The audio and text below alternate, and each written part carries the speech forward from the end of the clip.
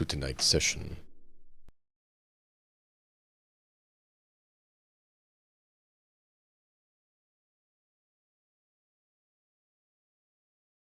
We want to give a quick shout out to the Forge, say our appreciation for using their services. If you guys need to host Foundry, be sure to check them out. Without further ado, let's go in and speak with our lovely cast and crew here. See what's going on in their worlds. Azrael, we'll start with you. What's going on, man? Hello. Lots more Starfield. Really enjoying it. Like my without spoiling anything. I've just reached a major story point. At least the first major story point that I would consider. And isn't that when you get done with being a miner? No, like that. Oh, not when you get done being a miner. Different one. Okay. Yeah, different one. Like, oh, come on, man. You knew where I was going, didn't you? Like, no, I'm trying to think of like how to explain it without like giving too much away. Like, this is after, like, everybody knows that you join Constellation. That's like one of the first things that happens. So like, there's a trailer. There's a point in like your journey with Constellation that something really freaky happens, and that's the point that I've reached. Cool. I haven't gotten there. I'm only like level 20, 26, 27. Right Should now. I make you cringe? So I modded my game and found out I had a mod that was dis-leveling me. Oh, Jesus. So it was actually making it require more to level. Oh, God. So I fixed it, and my level shifted by 20 levels. Oh, shit. Yeah, this is why I'm not modding until like the creator club comes out. Are you kidding, man? Bethesda game. Mind. Mod it. I'm cool.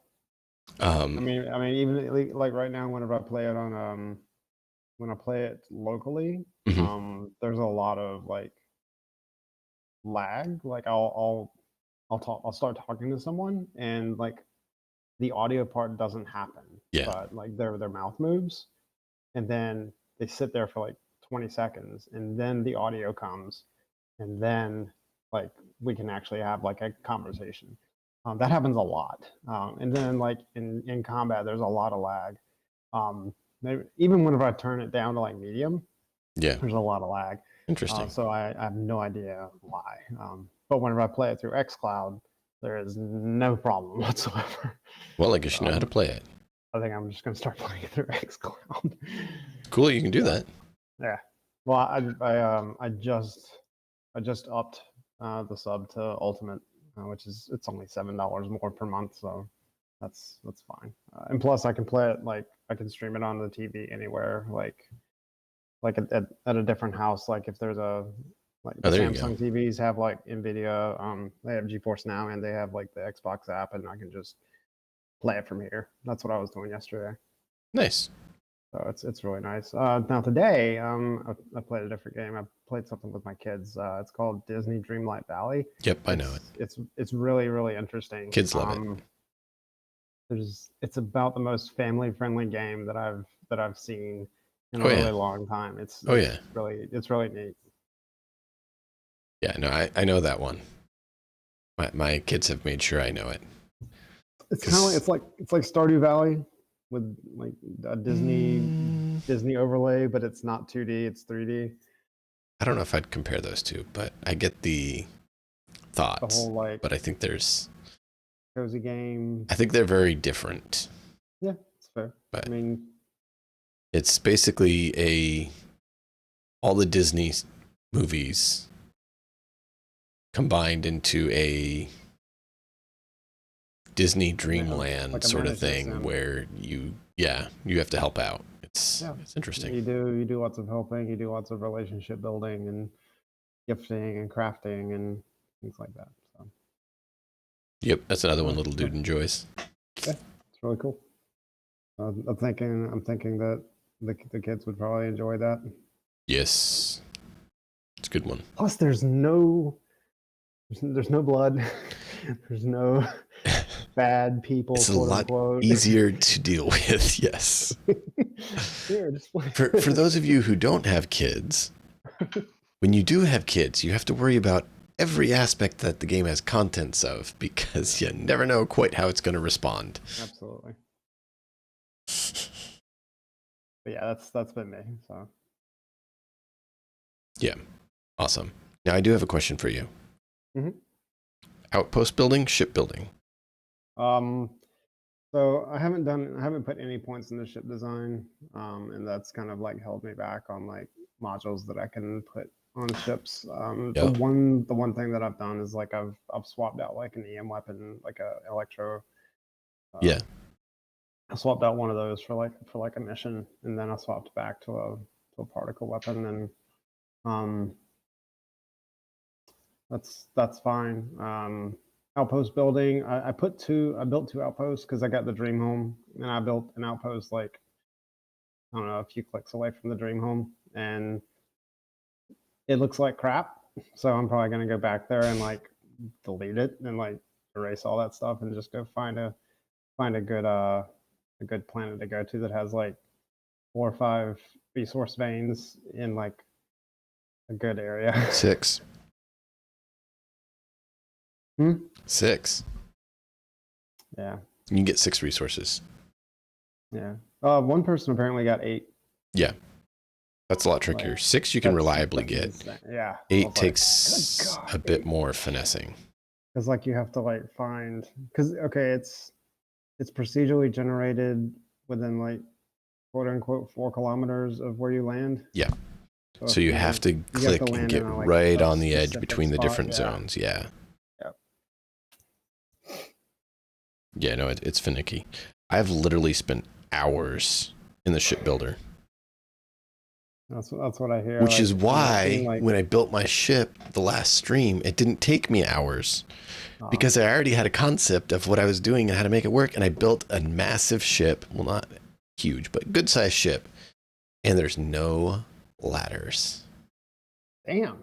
Makes me feel good. I'm still running like, let's see. So I have the Frontier. Mm-hmm. I have the Razor Leaf. I'll leave that. I'm not gonna say anything else other than that. Oh, that's the one I'm turned into a C-class ship. And I have the prison ship. I don't have that. If nobody knows that, then that's a ship you get in a quest in the game. Yep. I know about that, but that's all I got right now. I don't have that. Well, cool. I literally haven't done any of the missions except for the first Constellation mission. And then I the really Radiant missions. I want to get to the one where like there's a mission string for Walter. Yeah. Where like you end up like you basically design a ship. That's actually one I need to get to. Because I hear if you do that, you actually unlock special engines you can use on your ships, which are better. So I need to do that for that reason only. Yep. But without further ado, man, that's awesome. You streaming anything? You put that on hold? Yeah, I don't know. I mean, there's just not any kind of regularity that I can get to right now. All right. Well, I understand that. Good luck with Maybe it. like on occasion, you'll see like just a random thing, but nothing major right now. I get it, man. Well, cool.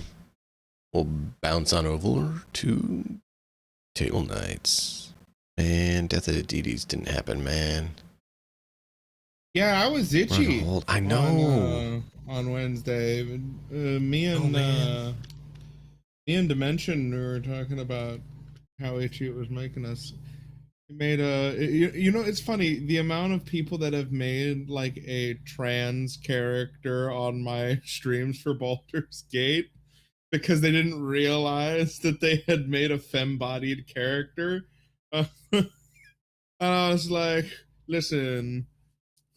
We stand that here, rainbows all day. But yeah, me and Dimension were having a good time with Nice. Baldur's Gate. And I also didn't get to do Rad Wasteland this week. Oof. Ouch. You know, I was just like, What? My Baldur's Gate 3 worked with you yesterday, the other day. It was 2 days ago. yes, So, it did. hey. There was almost no problems, Dude. it was wild. You know, and hopefully it sticks nice and clear. Yeah.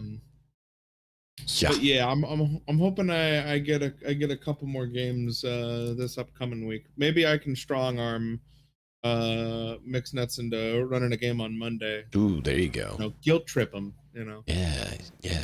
Yes, Hey, I don't care if your body's aching. You skipped out on us and didn't let us play Rad Wasteland. So what about Monday?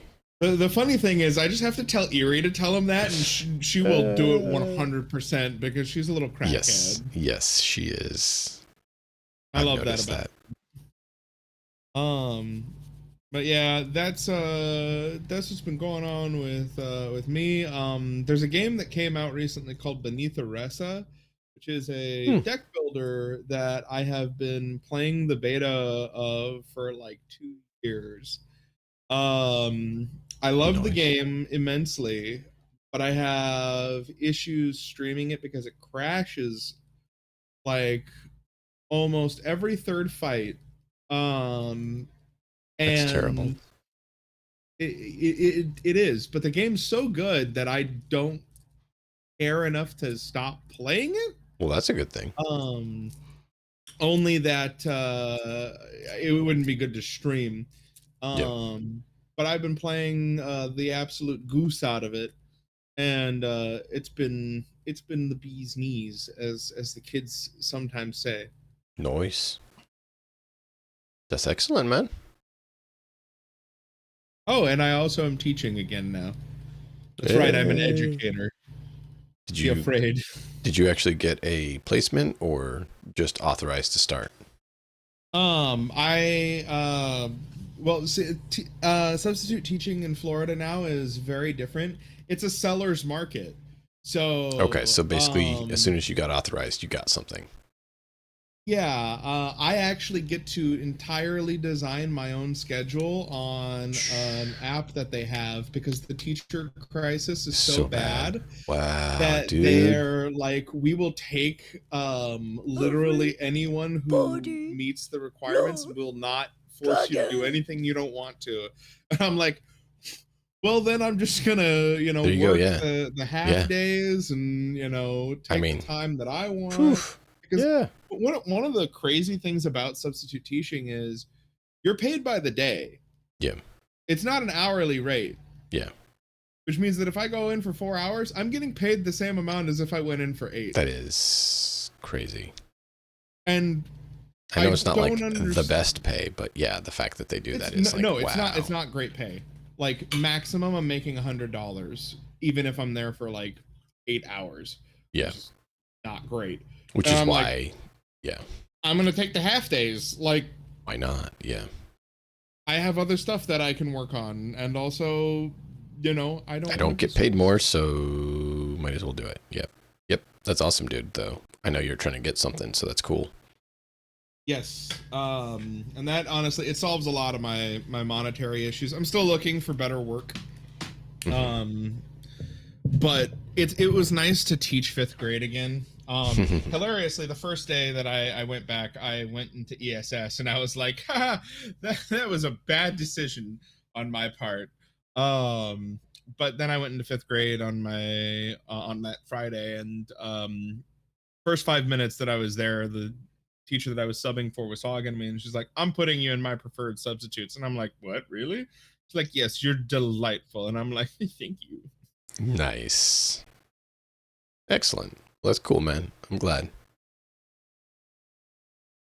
Excellent. Mr. Verdant, what's going on with you, sir? Nice to see that Stitcher's making it tonight and gonna be able to help out.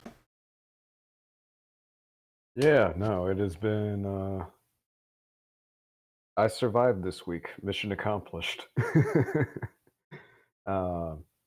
Congratulations, here's your IP for the week. Have fun. Right? it wasn't anything bad. It was just a very busy week between end of month at my job. So everyone is trying to hit their quotas, and I'm trying to figure out how to make that happen when there's so many issues in between start and end of process. And then Because just there's being not there enough automation. for the automation that is there backfires horribly. And that just means Oh. there's not enough of it done correctly. Because it's not automation if it's not done correctly. Yeah, the perils of corporate America and underpaying the wrong departments. Yeah. So that, just being there for friends that are going through tough times locally, and then planning travel of my own. So, been all bad. Well, I awesome. will actually be back in the Central Florida area in early January. I know. And I was not warned of this? I literally found out. So I found out the reason for me to go back, like earlier this week, and I have a time frame. I just need to get the flight, and then probably the rental car. Better keep me up to date on that. Will do. So Gedwin outside of- expects a lunch from you at least. right. So that's been interesting trying to swing all those travel plans, because I went from maybe one trip to 3 in 3 months. Well. So, yeah, no, it's going to be a very whirlwind time. Well, at least you won't be bored. Right, exactly. Outside of that, no real games to speak of, just keeping an eye on kind of what's interesting. And I actually came across an interesting tabletop RPG earlier today. Oh, really? And I'm not, yeah. What is that? It's a battle royale, like Squid Game, or the actual battle royale story. But the island is more like a sci-fi kind of. At least they list their inspirations as Lost and the video game Control. Control is one of my favorite games of all time. So It's a good one. Hearing that, I'm like, ooh, you have my interest. Yeah. Or to do the proper quote, you had my curiosity, but now you have my attention. Nice. That's cool, man. So yeah, Nice. and I'll drop the link in the video chat. And Mr. Matt in the hat. Hello. I was glad to be able to actually play with you and Gedwin on Thursday instead of having another game of try to fix the game. Yes, playing the game is surprisingly a lot more fun than waiting for it to install and get fixed. Yeah. Yeah. Yeah, we're having fun with that.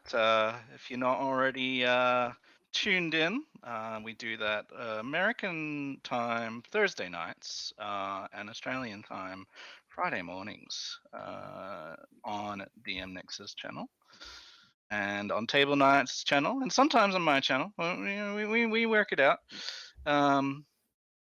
We have fun, good role playing, and figuring out what our characters are doing. It It's was an interesting fun. group. We have a crazy frog lady. We have a nutsy halfling. And we have a completely lost half elf. Also very buff. Well, He is very buff. Got like the most important feature. Well, he has strength in at least one area, so that's good. Oh, man. But yeah, that's going well. I did say last week that I wanted to like do some more streaming, and then life happened, and it's been another sort of busy, or well, not so much busy, but just full week again. I'm not, yeah. So I need to like just nail something down. I think that's the plan. Is just you know what? I'm just gonna nail it down and say whatever happened, I am gonna do this kind of thing.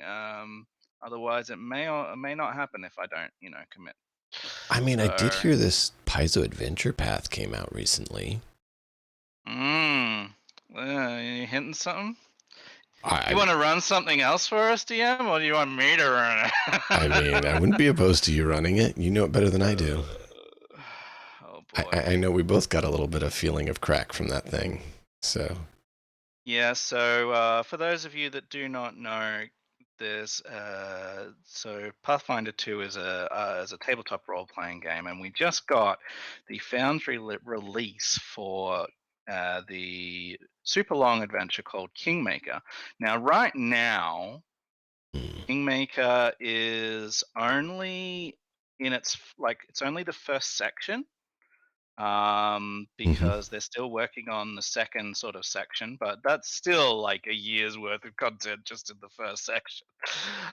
um, so yeah, and it's a kingdom building kind of adventure, as it suggests, Kingmaker, kingdom building. And there's story and companions to get to know and stuff like that. And yeah, we've been like going back and forward about maybe things that we might like to do with it. Yes, Ezra. maybe. Is that Maybe. basically, is that like the story from the game? Other way around. Huh? That is where that video game, Pathfinder Kingmaker, Yeah. came from, was Yeah, it's from based on that. this. Yes. Okay, yeah, that's what I meant. The video Okay. game is Based an on. adaptation from Okay. the Pathfinder 1 Kingmaker, right? Okay. So Yes. we had Pathfinder 1 Kingmaker, which was a 6-book kind of. Well, it wasn't 6 books back then. It was something different back then. It was a whole bunch of books. Okay. I've got them all. Wow. All right. And then It was they a big took thing. that and they put it onto, like Alcat took Yeah. that and put it Oh, into they a did a great computer game job too. version. It's an amazing game. Mm-hmm. And then Paizo decided, you know what, this is like one of our most successful adventures. Beloved. Yep. Let's actually see if we can crowdfund it, and they did. And then yeah, we got the actual copy. I've got it down here. It's about it's higher than my head. It's all stacked up of books and stuff. The Damn. campaign book by itself is 660 pages long. just with the adventure.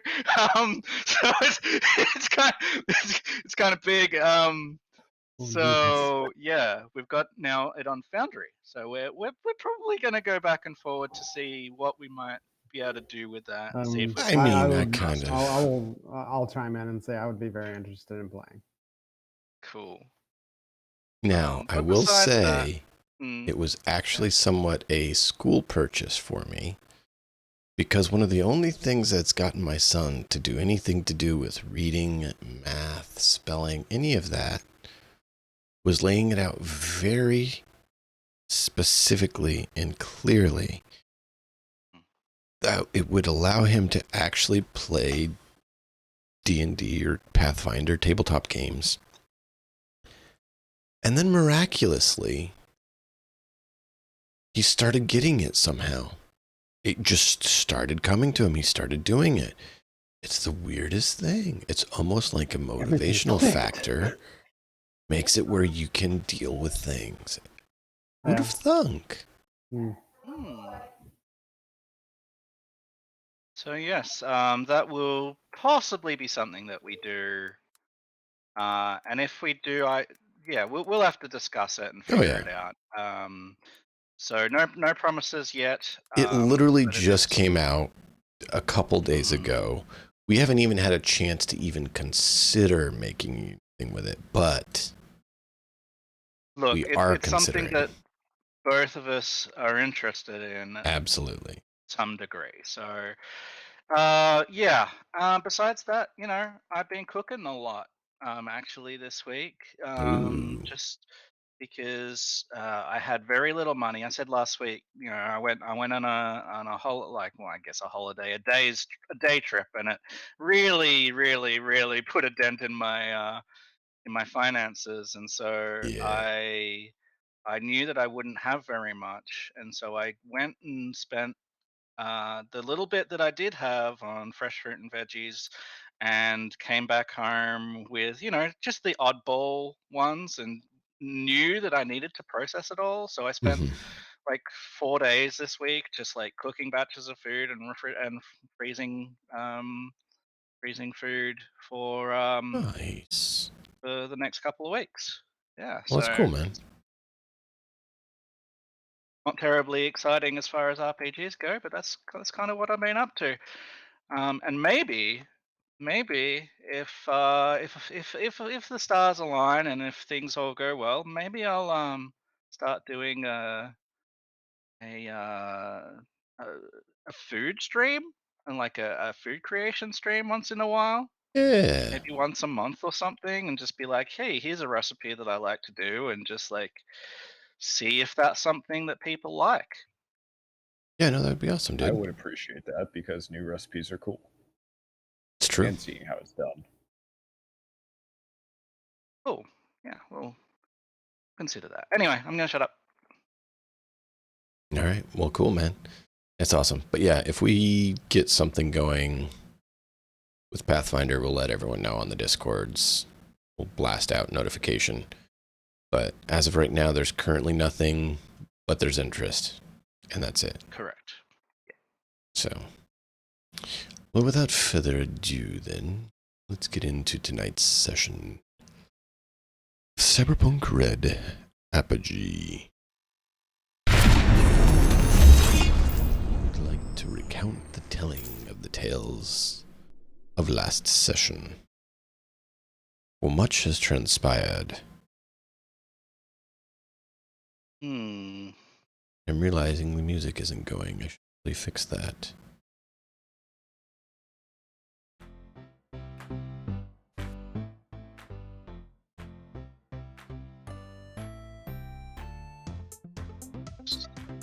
Who wants to retell the tales of last week?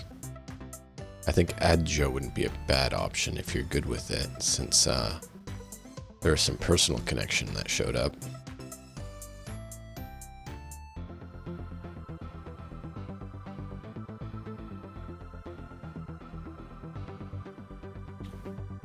Throw him under the bus, or under his van. As mean- the case may be. I think Adjo wants to go into the van, right? Table Knights?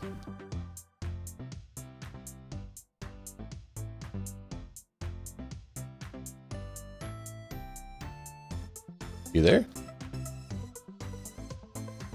I don't hear you. I see your mouth moving.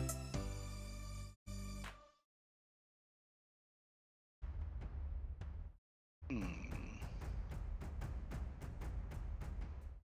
Uh-oh. He'll just reload. Yep.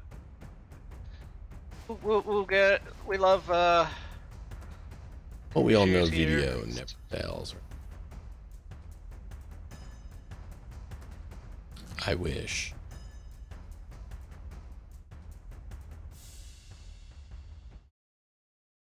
Well, do one of you guys want to start recounting what you remember, and then we'll go from there? I don't remember a lot. You need to take notes then, man. Think the general concept of where we're up to is that we are in in another nomad sort of camp. Yep, you were.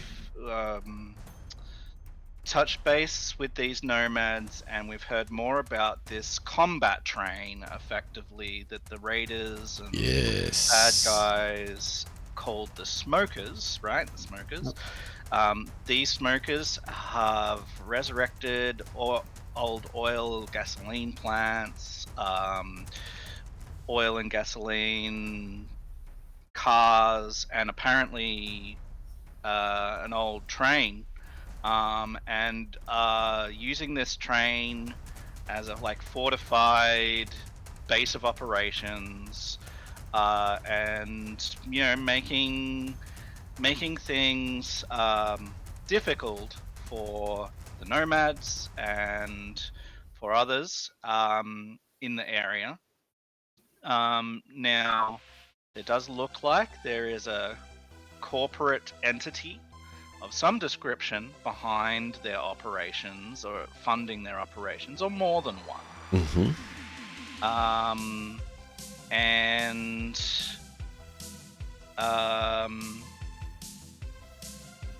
And so I guess we have this, and we're like, well, we should probably look into seeing what we can do about that. We also got some background information in regards to some of Zid's past and some of Azure's past and connections.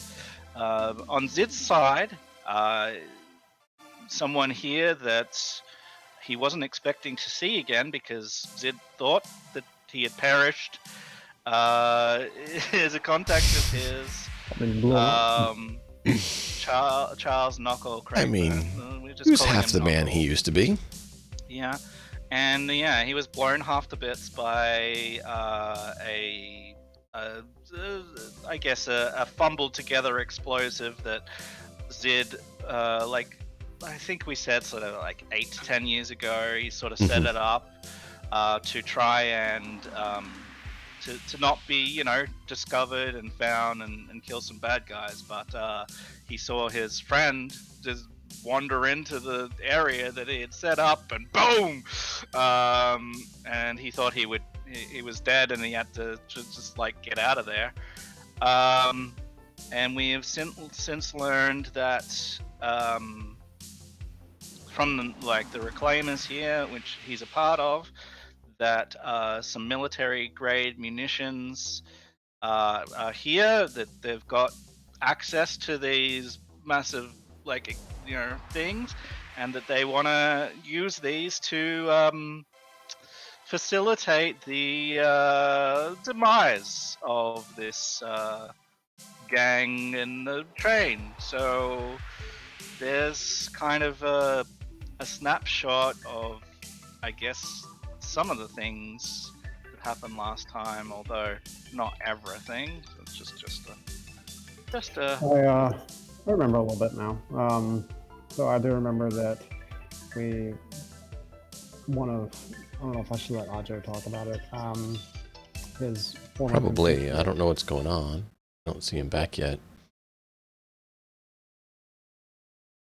I'll give it a couple of minutes.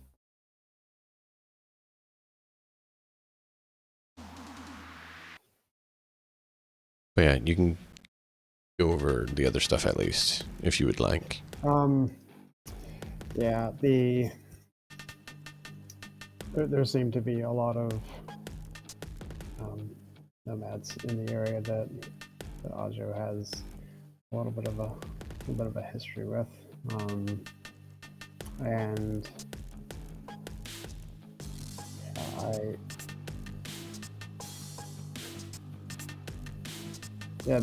do know that so one of them is pretty crazy, it's like a cyber psycho crazy. The other one he had a pretty close relationship with, so I'll let him talk about that. An ex-bad buddy and an ex-lover. Yeah. He's trying to get back in now.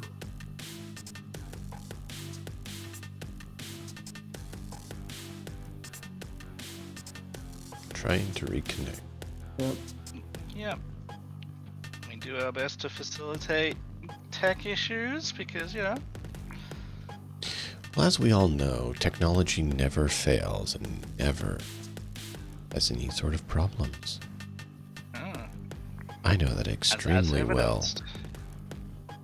Are you talking about last Thursday? Or are you talking about yesterday? Or are you talking about... I've had quite a few recently. Your computer died yesterday. Yes, it did. And I nearly... Like, I walked out of the room and it was working, and I came back and it was just dead on a screen saying that there was no boot drive. And I nearly died. Yeah, you did. Man, no boot drive. That sucks. So I had to breathe and calm myself and start troubleshooting, figure out, okay, what can I do to try to figure out what's going on? Windows repair disk wouldn't work. It couldn't detect anything. I'm like, okay, it's not detecting anything at all. So I was like, okay, good. I have one more set of SATA cables I can use for the drives I have. Just change them all out. Well. Oh yeah, no, it worked fine.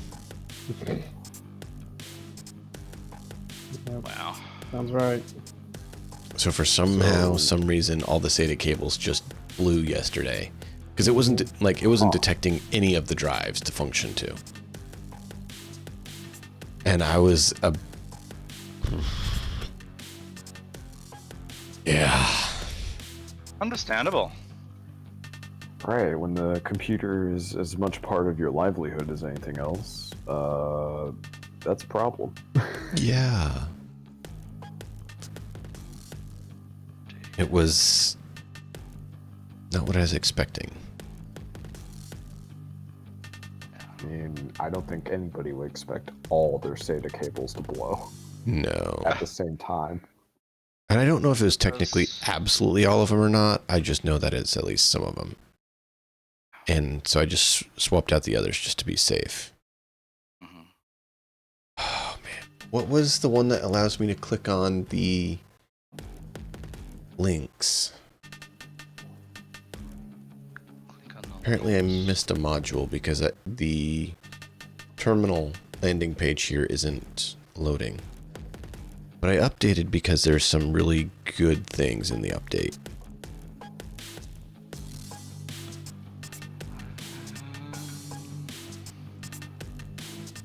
I don't know, man. I can't think straight right now. I think it's tile trigger. Maybe it's just not currently. I don't think I've used that one. So. I think that's the one.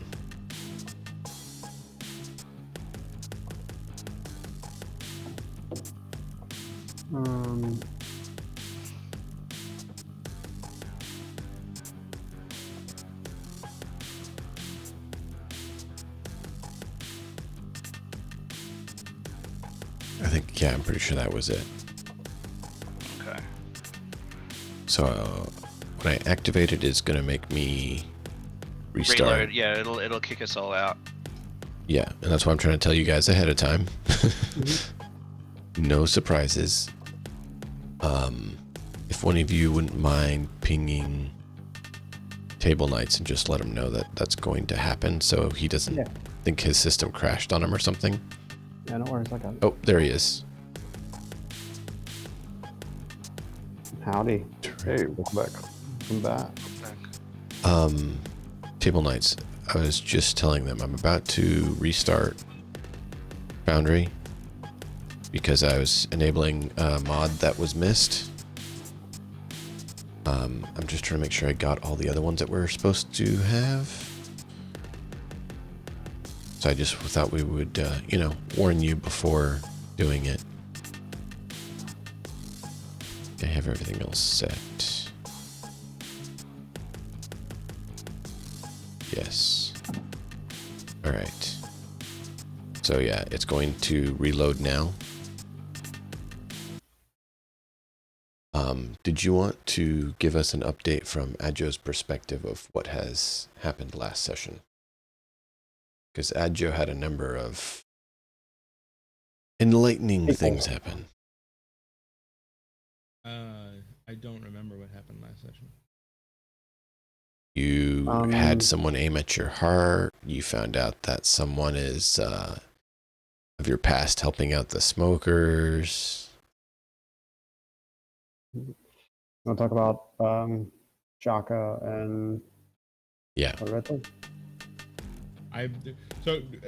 When I say I have like serious like memory issues, I believe every word you guys are saying. Okay. Barely recollected.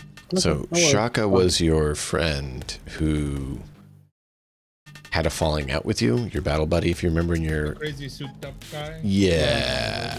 Our Adam Smasher. Yes, Was it? your Adam Smasher. That's Shaka. He's teamed up and working with the smokers, maybe leading them, we're not sure. So he's with the smokers, and that really irked you because you know that has it out to kill you. Ajo, not hurt you, kill you. Very brutally kill you. You also found out that the Reclaimers, who Zid had ties with, apparently hired a group from Danger Gals, and Loretto was there with them, and she put a high-tech reticule from a sniper rifle right on your heart and told her that she had your heart. Yes. You have entered the friend zone.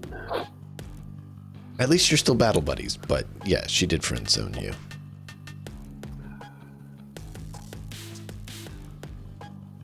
But hey, at least she didn't pull the trigger, right?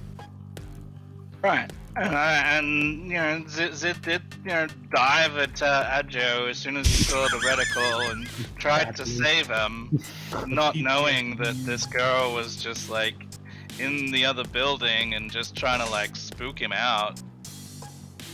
Sweeten him up. Oh, that was great. So- And yeah, and that's how we ended, was with Ajo patting, you know, a former combat zone individual on the back, telling Zid, it's okay. She told me, it's okay. He's It'll got be it all okay. past his eyes. This Charlie's in the windows. Oh man. Last session was a good one. You guys did great. Dang. I appreciate it. I really did. Wow. You missed, man. That's the problem with missing a session. You miss I a know. session. I know. Real life happened. So So you know what? Let's make this session really good and give Farland. Then we can make the mixed thing. nuts sad. Yep. Yep. we just rotate Oh. it. I was like, Actually- come on, man. What'd you do?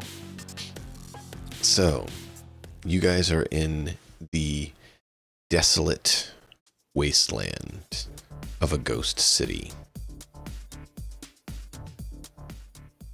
Do you recall which one? Santa Rosa. Correct. So, shifting you all over there as I have to fix the landing page of the terminal. But you arrived in Santa Rosa, along with your nomad compatriots that joined you to help make sure you got there and everything ran smoothly.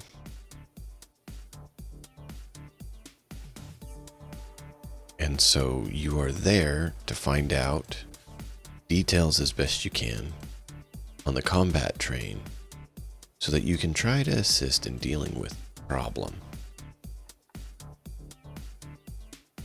Now, know that the nomad clans, nations, not clans, nations, would be pleased to have them dealt with. As you've heard, apparently, these smokers aren't just land-based causing problems, but also causing problems for the seafaring nomads.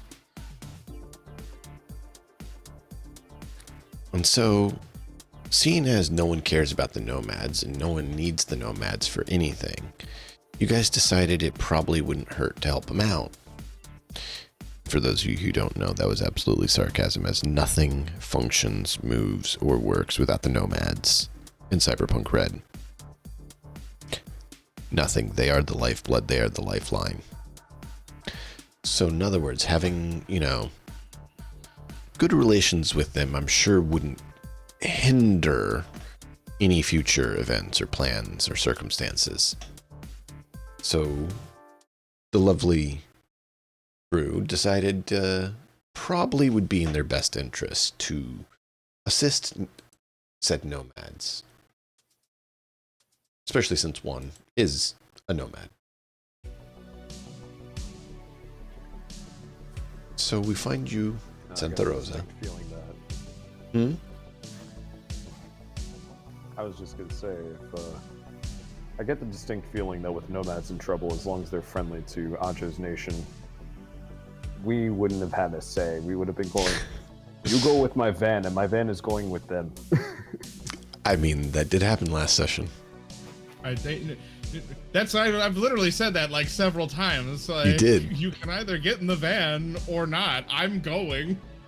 Yeah. No, if you remember, it was in Sacramento where you guys stopped at a gas station and got some gas, and then Ajo said he's going down to the nomad camp. You can either come or you can head off on your own.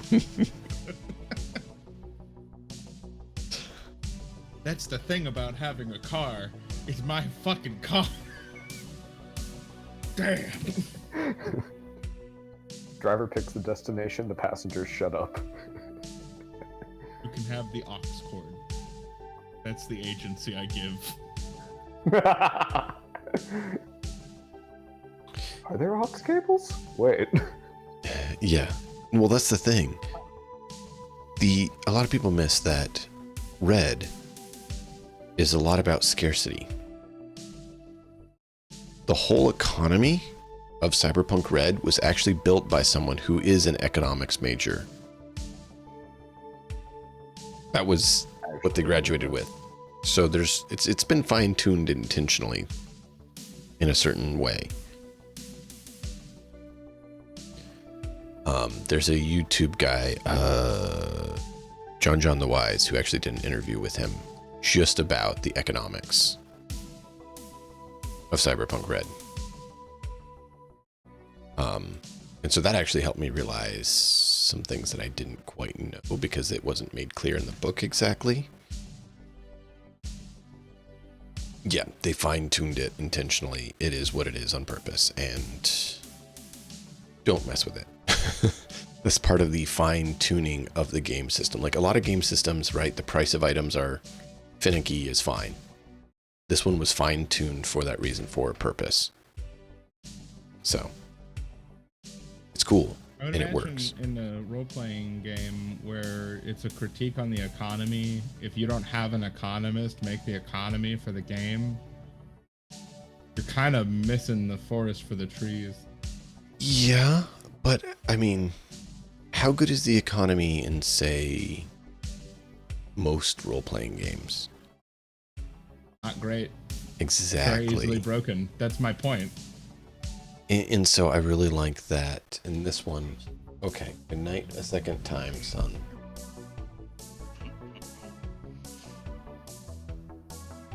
And here we see a real-life example of the attention economy. Ah. Right? Real life interruptions. He wants to join the game, just so you guys know.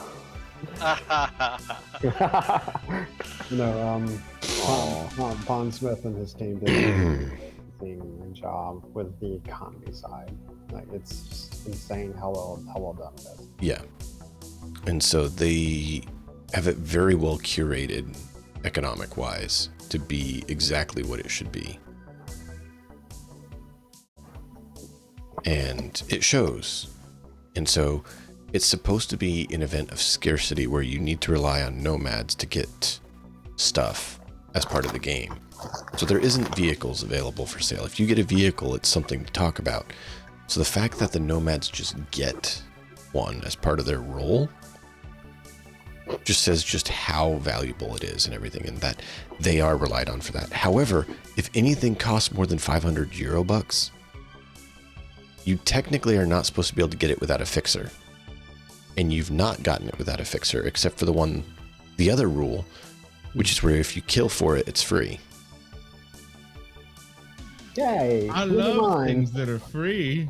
Let me I my mean- $10,000. Time to go shopping again. my $10,000 pistol. or hand Yeah, which I cannon. found out I should have made sure you didn't get. Sorry. That was me not knowing the game. I hadn't watched that episode about the economics before that and stuff, okay? That was on me. I own it. She has served me well. But there's a reason you haven't been seeing stuff like that drop as much anymore, because I learned. But I didn't. Learning, huh? Right? That's a novel. Yeah. I didn't realize just how fine-tuned and intentional had been done. So without knowing that, I made mistakes. Because I'm sure none of us have ever been there where we make mistakes What? with No. games. I'm perfect. Because You mean I'm running Cyberpunk Red like Borderlands? Who would have thought? I have literally never once made a mistake. You are perfect. I'm guessing you never tell a lie either. Only if it's funny. I cannot lie. So, yeah. So I learned, and it shows in their game system that it was intentional that nomads in world are required and relied on simply for survival and for anything. So, that being said, yes, I was a little bit sidetracked, railed down the economics path and stuff, but that's to point out the clarity for the viewers who may not know the importance of the economy and its reliance on the nomads, and just why it might be worthwhile to be on good terms with them. Yeah, exactly. Just a ghost. Just a ghost. And so here you are in Santa Rosa to find information on the combat train. Smokers are running about, dealing with as a mobile headquarters.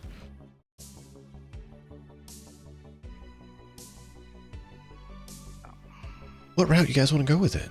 It's now in your hands.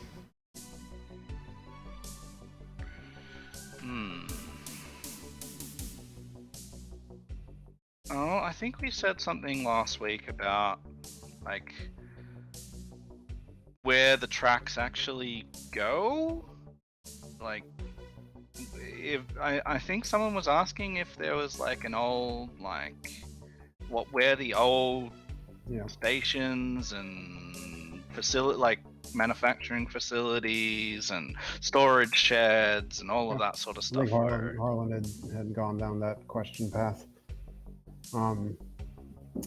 Yeah, I'm very interested in where I can learn more about, like, well, where we can find the what was it, the rail yard, train depot building, something like that.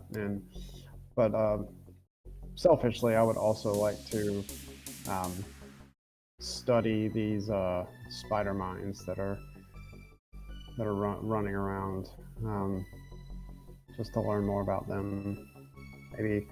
Maybe Knockall will give me a little tutorial on these, so I can maybe blueprint these.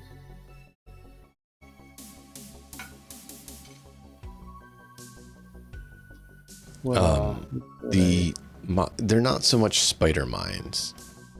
They're actually small spider drones that have military grade explosive munitions strapped to them and wired to them.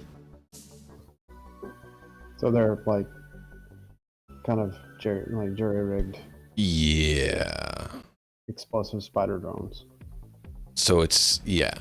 So I want to make sure it's clear. It's not just a simple, oh, well, I just want a blueprint for the thing. Well, it's not so easy because it's not actually a thing.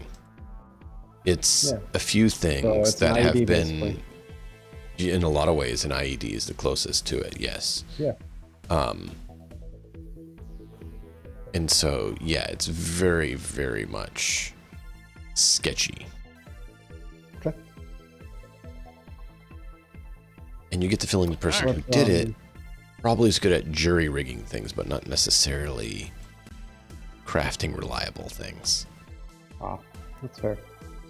Do you think that there's anything that I would have to be able to teach them? Maybe pass some knowledge on?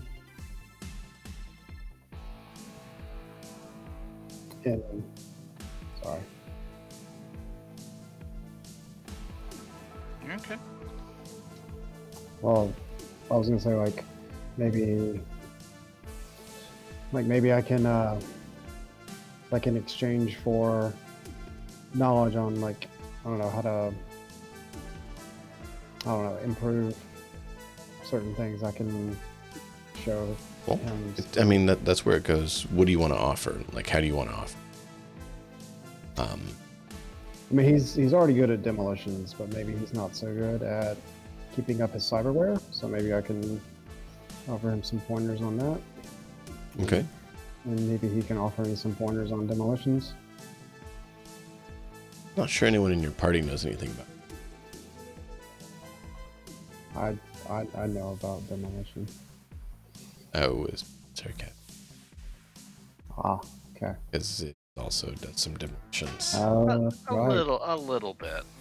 His are more like, I gotta get away. What can I use to blow this shit up so that I don't get caught? I mean, it's very clear that you have some level of skill with demolitions, because if I remember correctly, there was a guy we met, or rather half a man that we met. Mm-hmm. That's who. I mean, I helped him fix up his. Yeah. I helped him fix his cyberware, but in return for showing him how to maybe take better care and maintenance of his cyberware, maybe he can give me some pointers on demolition, since that's his specialty. Knowledge for knowledge. It's a consideration that would delay your other things. What's up? Yeah, I don't want to delay. Sorry. Did I talk to the to my friend zone? Loretto, you did yet. talk to Loretto a little bit. You asked for the guy's phone because he told her to not kill you all. And then she told you that she had her eyes on your heart as she locked on your heart with her sniper rifle. And kind of did some flirty talks and said you guys should, talk more and, just some friendly banter. And then, yeah. We set up a meeting place, right? Friendly banter. I'm not sure if you guys set up a meeting place. You did say you should meet up, though, I think. Yeah, I did. I'm pretty sure I said we should talk. With the expectation that we would talk more. Yeah.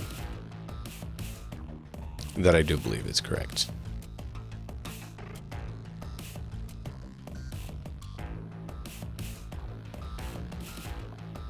Here we go. Sorry, I was also distracted a bit because I'm trying to find answers.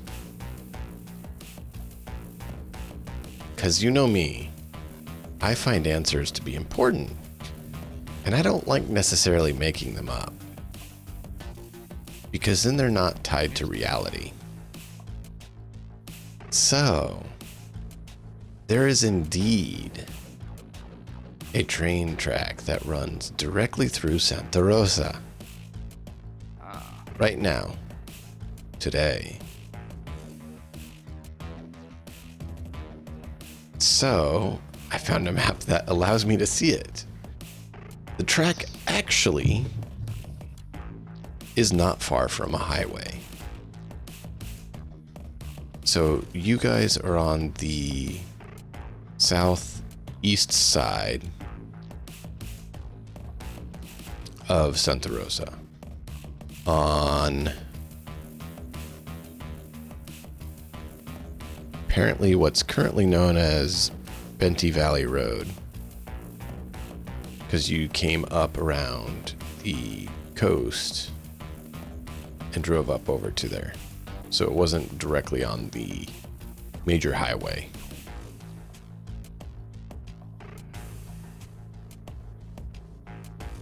And so you can either head north or west to try to get on an interstate so you can drive a little bit faster and safer through a desolate wasteland city that is random buildings and cars are, you know, trashed and sitting there instead of... Yeah, I'll do that. I'll get on the interstate. It's more, you know, it's probably safer due to... I'm sure you guys have seen the pictures of the highways and stuff when people start abandoning their cars during natural disasters. Right? Have you guys all seen that? Yeah. Yeah. So Absolutely. that, but it's been, you know, 50, 60, 100 years since the natural disaster and no one ever came back for the cars. I mean, it's kind of like The Walking Dead. Yeah. Don't know Walking Dead all that well, but from what I recall someone mentioning about it, yeah, it's probably fairly close.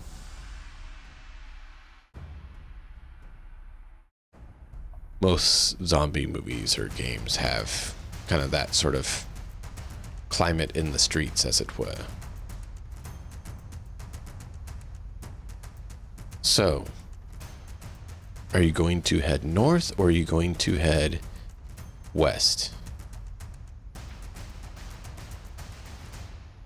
I'd like to go west. Yeah. West, you get to 101. North, you get to 12.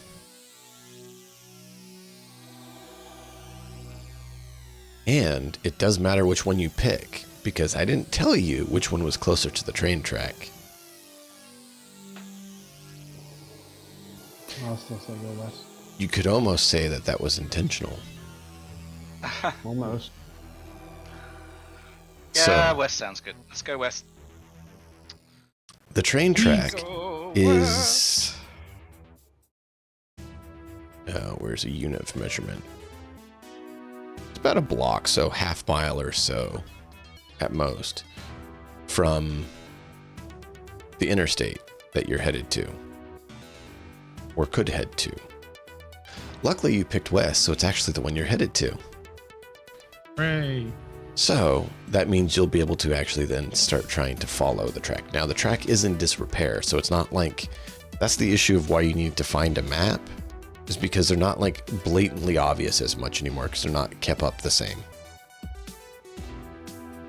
They are kind of hidden and grown over.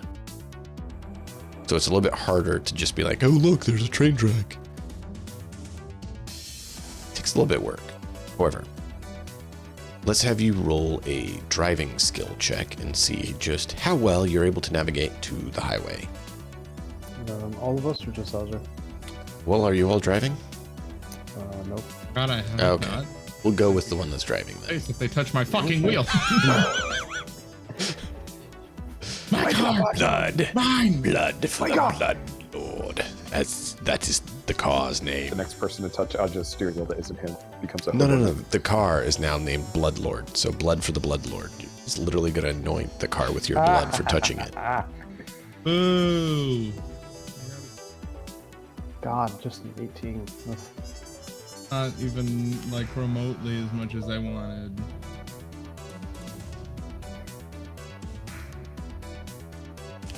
But you know, But Pros pro at driving, Aja. here's the problem. Still not a fail. No, it's not. I mean, I Because would it's- almost warrant that, like, if you crit failed, you would still pass. Maybe. It depends on how bad he crit how fails. bad it could have been. But that's part of the Yeah. point of the Nomad. Mhm. Is that they're excessively reliable on that thing. That is their the thing. one thing. What's the one thing a Nomad can do? Drive. Vehicles. Whether it's water, air, or land, You can drive. that's their thing. They get their moto bonus to vehicles even if they haven't trained in that vehicle. Because they just magically amazing drivers. they're just naturally adept Yeah. from growing up around vehicles their whole life, how vehicles work. So yes, you may have rolled a 2 at Joe, but it's still an I'm not actually upset. 18. So yeah, no, you did fairly. It works. You get there. Minor issues. Now it's, it's not heroic tier, but you definitely drive like a professional. Yeah. So you're able to navigate the difficult areas. And you're able to get to that highway.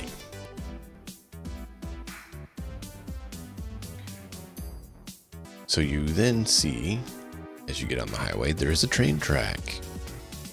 So you can either try to take the train track, which could potentially mess your car up, or stay on the highway and dodge cars and try to keep an eye on the train track.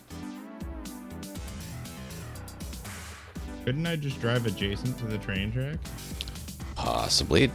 Keep in mind, there's buildings and stuff there. So then you'd have to go over the train tracks to avoid the buildings.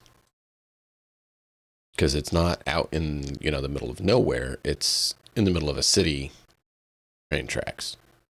So there's other roads and buildings right next to them. What would,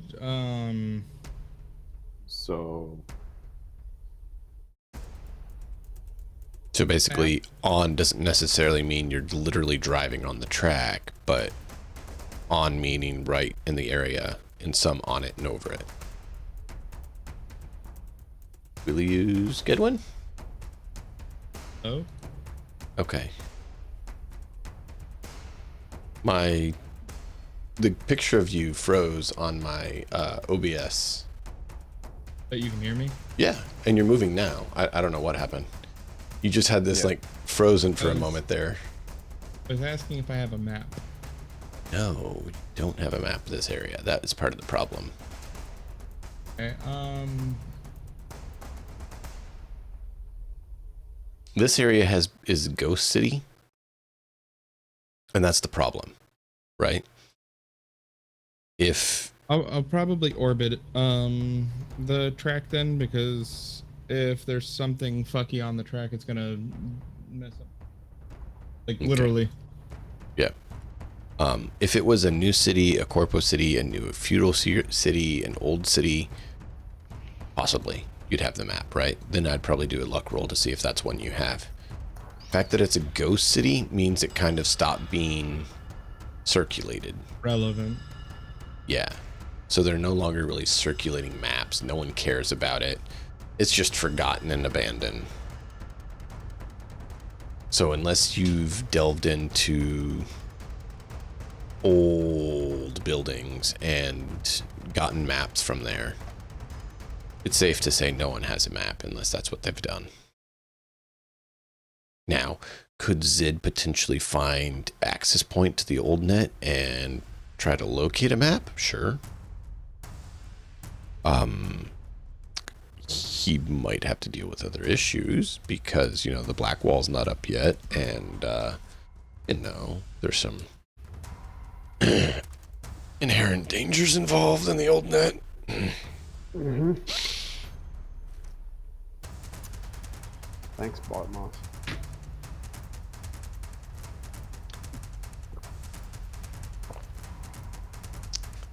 I forgot to get a picture for that too and get you spec'd on that. Your spider black ice. Your broodling. Black ice. Yeah, he has a broodling black ice that he got. Nice. Do. And I meant to release it along with the rest of the brood. Someone else released him, and you get a copy of one. So yeah, no, I do need to. I just remembered I need to make that for you. I don't have a picture for the spider as part of why I hadn't done it yet. But I need to find a good one. Not Spider important logo, right we can do now. it. Nope. So, you want to go ahead and follow the highway then, you said, or the track? What are we doing, driver? Highway Highway or track? or highway. Okay. Because I can't drive on the track and make sure that the vehicle is safe as can be. So the party can select one person to be a spotter and keep an eye on the track and tell Adjo basically if he needs to turn, where to go, things like that. So they're basically, someone can be a spotter and is basically going to be riding shotgun with him. Keeping eyes out using perception to make sure they see where you're supposed to go. So I'll do it. it's up to you guys. I've been riding shotgun the whole time. Yeah. I mean, Harlan's done in some too. Mm. So it's up to you guys. You get to pick one person Arlen's to roll big perception. sleepy right now. Yeah, Harlan is sleepy. I'm taking a nap, so I'm gonna roll perception. Okay. Big old 9er. I mean, I don't All see right. a reason to protest Blackstone 20. volunteering. So Big old 20. No, it's just, I was just making sure it's clear there is one roll Yeah. from one person. So if you guys wanted to evaluate who's the best at doing it or something, you guys could pick. But it's whatever you guys want to do. I'm unconcerned. I just trying to make sure on my end I've been clear. Yeah. you have, yeah, no worries about that. I think Stitcher has the least perception. Nope, you're on par with that, Joe. Yeah,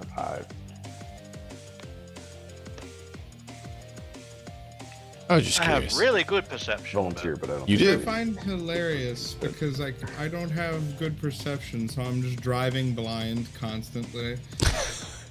Your perception's not My man is so bad. focused on driving. It's just a nothing base matters. 10. Exactly. I guess I got that highway hypnosis hard. Ooh. Well, keep in mind, a base 10 means you're skilled at it. Mm-hmm. Okay, it means you're competent. You should be able to get fairly good at everyday activities, doing the thing. But if it's difficult or requires a professional skill in it, it's going to be a bit hard for you to hit that. I mean, I got lucky with my 9. Yeah. Mhm. And that's why I'm saying, like, a base 10 actually means you're decently proficient. 8 means you're kind of an entry level into the thing, and below that means you probably should seek help. I mean, Zid's got a 14. Yeah. I do have a 14. I mean, Zid, if you want a spot to be my guest, I just No, you already did. You It's got all it right. now. It's all right, man. You already did. And that's why I put it out there that you guys had the chance to. okay. It's once it's rolled, trying it's to be rolled, helpful. man. It's all good. Yep. So you are able to successfully keep your eye on the track Mm-hmm. and navigate up. After a good... Now, keep in mind, Adjo's not flying down the highway, right? He's taking his time. A good 20, 30 minutes, because he's pacing himself. You're not going interstate speeds, even though you're on the interstate. You're going, 35-ish miles an hour to make sure you can safely maneuver around things. And that's why it's not a, super high perception check, but you do have to keep an eye on the track to make sure you're not, it's not veering off or anything. You come to an intersection and someone else who didn't roll perception and isn't driving the car gets to roll a perception or conceal reveal. You could see either one being Me. useful. They're gonna reveal different things, right? Yes.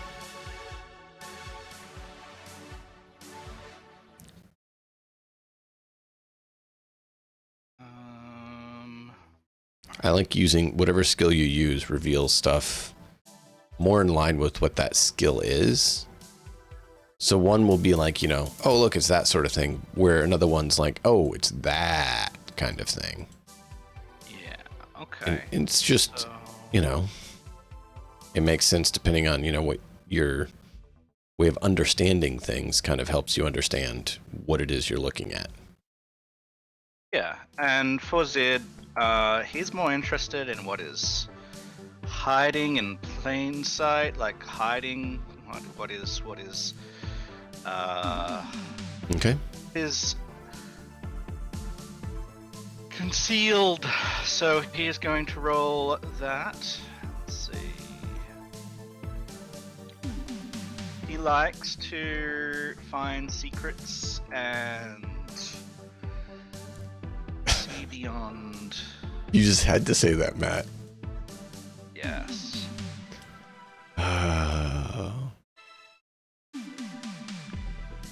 Oh, that's a 1. That's 1, so it's still gonna be okay. It's still a 15 with a 1 there. Yeah. Dude. Alright, so it's not showing me the station, so I will assume there's one there because the tracks veer off a bit. And otherwise it wouldn't make sense that they do that.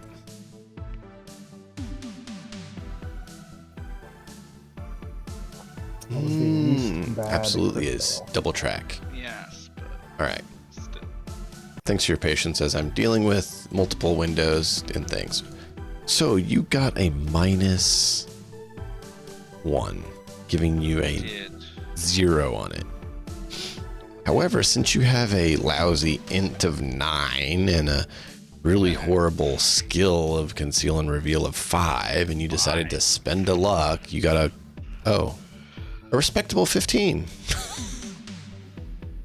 15 actually is a difficult rating. So instead of a binary success fail, I tend to have a threshold where if, you know, this is the pass level, and then above it gives you additional details or clarity or, you know, extra based on how well above, right? So most things are going to fall between a 13 and a 17 for the DV. And as you go above that, you get extra details and skill and narration. So that actually passes. You actually see that there is a train station tucked behind some of the buildings up ahead.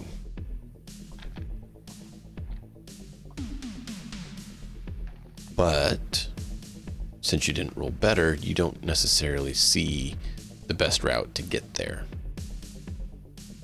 Yeah.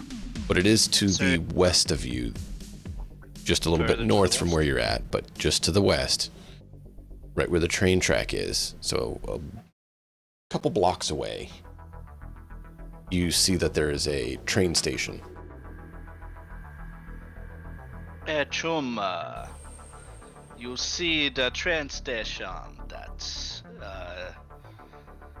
just there was a sun reflection from the glass. The train station. Did you happen to see that, man?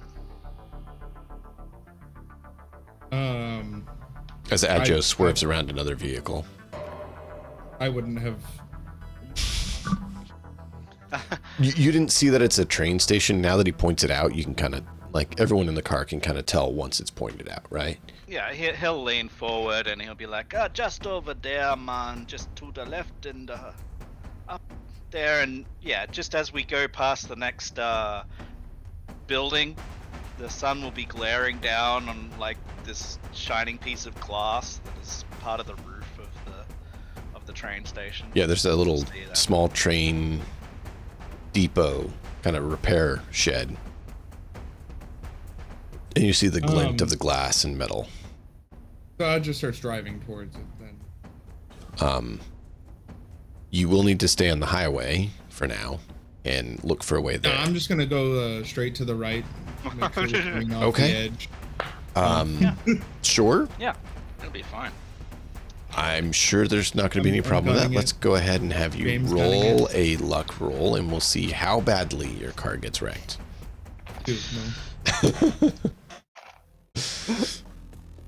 But yeah, I'll take my time getting to the station. Yeah. So I have a question on that. Do you go north or do you go west? It's northwest, so you have to pick which way you think is going to get you closer. I already went west. You can merge on, well, right. Now you're heading north on 101 is where you guys are at right now. Okay, so you're heading north on 101. You can veer off to 12 or you can stay on 101. Either way, the train station is kind of in between the two, so you don't know which one is better.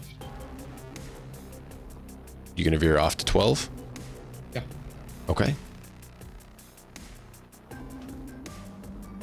Now, out of all of you, from what I understand, I think in real life, I think Verdant, you're the only one that might know the area, since I believe you're the one that lives closest to it.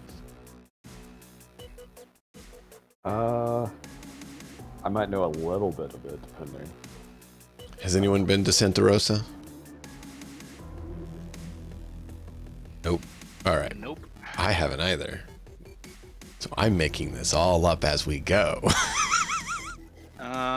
It looks like, based on this, that it is off the 101.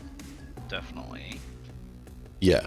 So the 101 would have actually been a closer exit from what I'm seeing on this map. And that's why we ask. These events happen. And it's basically ticking time. So you get up and take the exit and double back to the train station. So it's getting towards evening now, starting to have the sun dip. What do you all want to do? You've verified now that this is a train station. It is a train, a little bit of a depot there. Yeah, I think we should scout a little. Yeah, that makes sense. Okay. You plan on... So, curious part to this. Having gotten off the 101 and going north toward the station, we'd actually be closer to following the actual train line. You actually got off 101 and got on 12. 12, and then exited 12 and took 3rd Street back east to get to the station. Okay. At least based on the map I'm seeing, that's what it would be. Yep. Seems about right.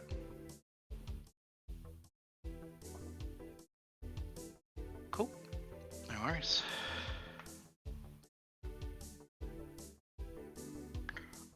So yeah, we're wanting to figure out how we're going, is that?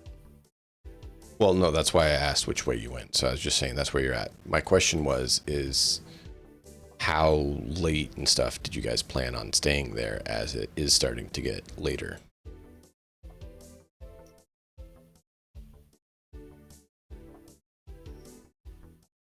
And I said the sun was starting to dip, and so I was asking. Don't really have anywhere else to be at the moment, so I don't. Okay. Well, it's either you're going to try to head out now and beat the sun being down to then camp back out where your nomad friends are, holding the fort to the southeast, or you're going to try to send them a radio message that you're staying in town and try to set up a place to stay. I'll just send them the radio message. And probably stay in town, since you probably don't want to risk your vehicle at night, you know, missing something on the road. I could be wrong. You're welcome to if you want. I just... Like I said, I'm going to radio them. Yeah, I tend to assume that you guys were trying to be cautious with it, since that's what you've already chosen to do in the past. So yeah, they get your message that you're hunkering down. They say, be safe. They've seen some movements. They're not sure what they are because they couldn't ID them. But it didn't look like smokers.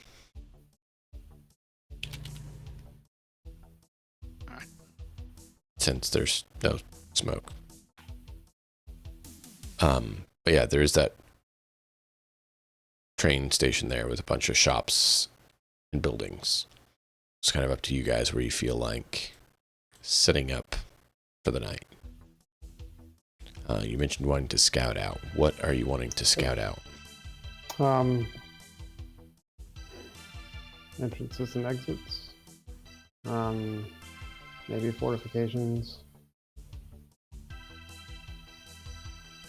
Sid would likely maybe ask whether the group would mind if he sort of like walks down the creek a bit, like to see if there's like something like. I mean, has all this dried up maybe by now? Probably. Yeah.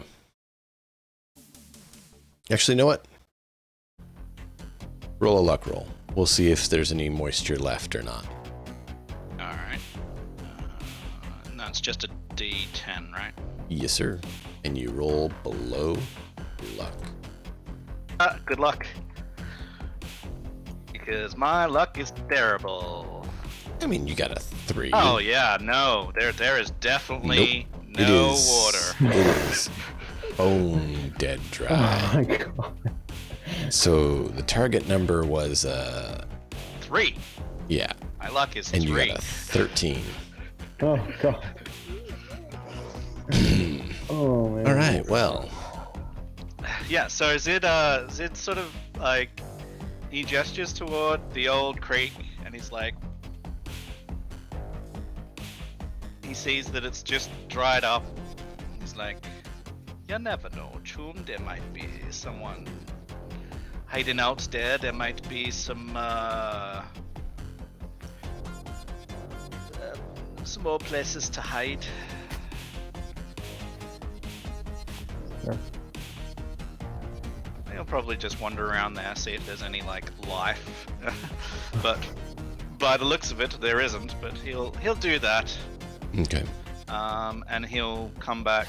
He's scavenging basically, looking for wilderness things. If there's any wilderness things. Well, I'll let you roll a check for that, Sure. as the others can talk about what they want to do. Is scouting a perception check or is it a tracking check? For what sort of scouting? The fortifications or the entrances and exits and things like that. Some of that will be conceal and reveal for basically how well you can, locate secret entrances and weaknesses and stuff Sure. versus Yeah, I'll do. what's conceal just reveal for- blatantly there. Yeah. So Zid rolls and gets a 7 on survival. Yeah, he probably twists his ankle a little bit, not too bad, as he like wanders down this very like Actually, it's going to be crusty old real riverbed. exciting for you. We'll get to Okay. that in just a moment. So Blackstone got a 18 on conceal reveal. So you're able That's not to luck. locate that a lot of these places aren't fortified. A lot of these places have no sort of concealed entrances. They're just abandoned. But it does look like the train station itself had a little bit of fortification done at one point. And it looks like across the road, down where Zid went, at one point had been fortified. Alright.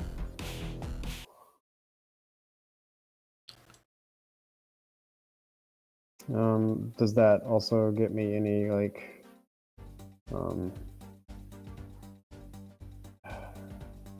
what, I don't know how to say it, like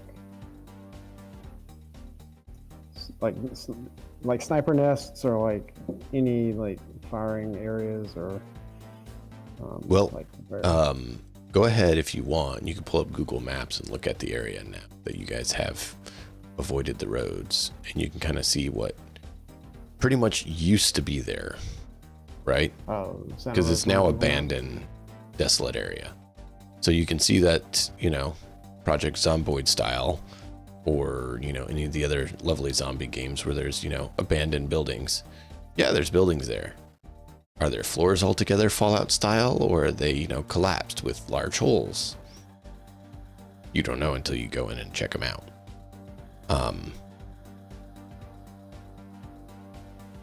Yep. There's a cannery. I'm looking. I didn't want you guys to look earlier, so I hope you guys didn't. But now that you're actually in the area, it's fine. It'll kind of give us something to look at together and state where you want to kind of walk. But if you look just north of Interstate or Highway 12 and Highway 101, you'll see that there's train tracks there that veer off from the main track, and there's like a split in the track. Right in there is the railroad station. So the building that you'd be checking is the historic railroad and station there. Go. What? I'm trying to find it. There's an actual name for the building, and I'm trying to find it. But I scrolled too far or too little or something. I'm not sure, and it shifted on me. Railroad Square Historic District. Yeah, that's where you guys are at. That's that whole district. So that's that area that you guys are in, and then just south of that, you'll see the river that Zid went down to. Oh, okay. Across 3rd Street. Oh, right. That's good. Santa Rosa Creek. Completely barren and dry. Devoid of life. Yep, devoid of water. However, climb down in there and start looking. I need you to roll a resist torture drug. Of course. Zid, it continues to get barraged by resist torture drug checks. I mean, Might have to up this at some point, I think. I'm sorry, it was applicable. 16. You are able to hold your guts as the waft of just dead, rotting fish and other creatures that have died via the poison in the water or other things are just death and decay wafting up the creek. Okay. So instead of a normal water in the creek, it is literally just like wafting of scent of death down the creek. Ouch. Alright. Hence the resist torture drug. Alright. Yeah, so he'll soon make his way out, climb his way out, and come back to the others looking very green. How you feeling there, Bob? I wouldn't suggest going down there, man. I've seen a fair bit of death in my life, but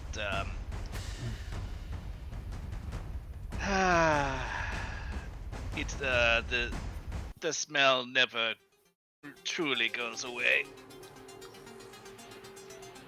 Ouch. It also gets kind of boring after a while.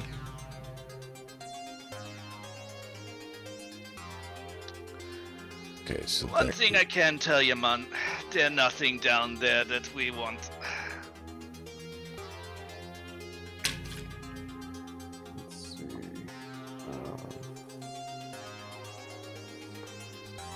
Unless you want to pile the corpses on someone else's porch, you know.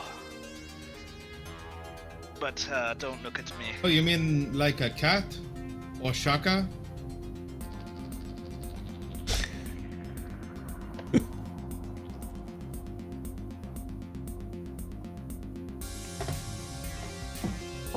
You guys, I don't know, man. Just pranks, I guess. He just looks at you like it's the worst thing he's fucking heard in a while. Like, I don't think that's a prank. Okay.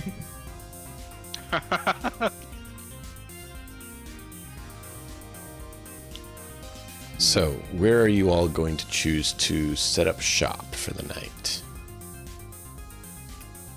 I think I'm gonna be Probably in the at van. the train station. Okay. It's fairly fortified already. I mean, we can go in the train station Mhm. and scout a little.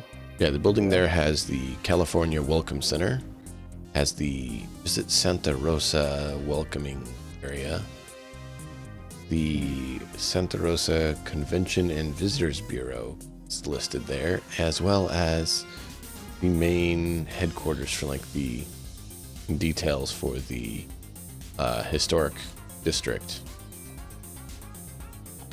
And Which one across looks the like way, it has food in it? Hmm? Which one looks like it has food in it? No.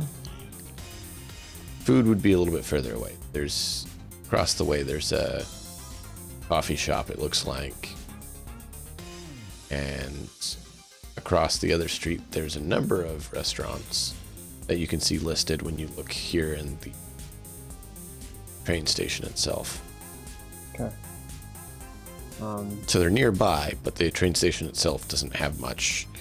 Okay. You could roll a luck roll and see if you could find a vending machine or something. Otherwise, you'd have to go to one of the others. Actually, I'm curious about the train station. I'm fine going in there. I want to see if there's any sign of people currently squatting there and living there. Because hey, if it's a ghost town, Yeah. you never know which ghosts you run into. Yeah, no, it's all good. It's a fairly decent looking building. They have the standard, track on either side of a central area. Then they have the main train building next to it. And I figured that's where you guys were saying you're staying in, is the actual building with the welcome center and the actual train station itself. Yeah, to me that makes the most sense. Across the parking lot, it's not technically a road. It's a bit of a road, but it's more a parking lot. There's the coffee and tea restaurant, and then actually across Wilson Street, there's a number of restaurants. Stuff, but nothing right there. We can start by at least checking the train station and welcome center, making sure we can have a stable place to sleep, keep watch, that kind of thing. Yeah. And then fan out from there.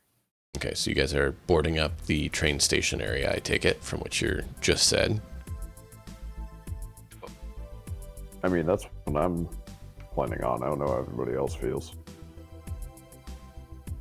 That's fine. I'm good. Okay. All right. So you guys board that up and kind of get prepared. You did hear their,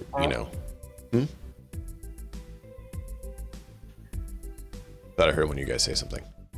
Nope. You did hear Ajo, your contact, your associates, mention that there was some movement unknown to be hostile or not. So it does make sense that you guys would spend some time being cautious and boarding it up the place. So you guys do that, but let's have you do what would be a good makeshift things. I don't know that they have a board up the place skill. Is there a building skill? Tactics. Wilderness survival. I could see Tactics, wilderness think, might survival. work. Tactics might work. I could see either one of those, yeah. I'll roll tactics. And I can roll survival. Sure. Have myself Okay. a 10.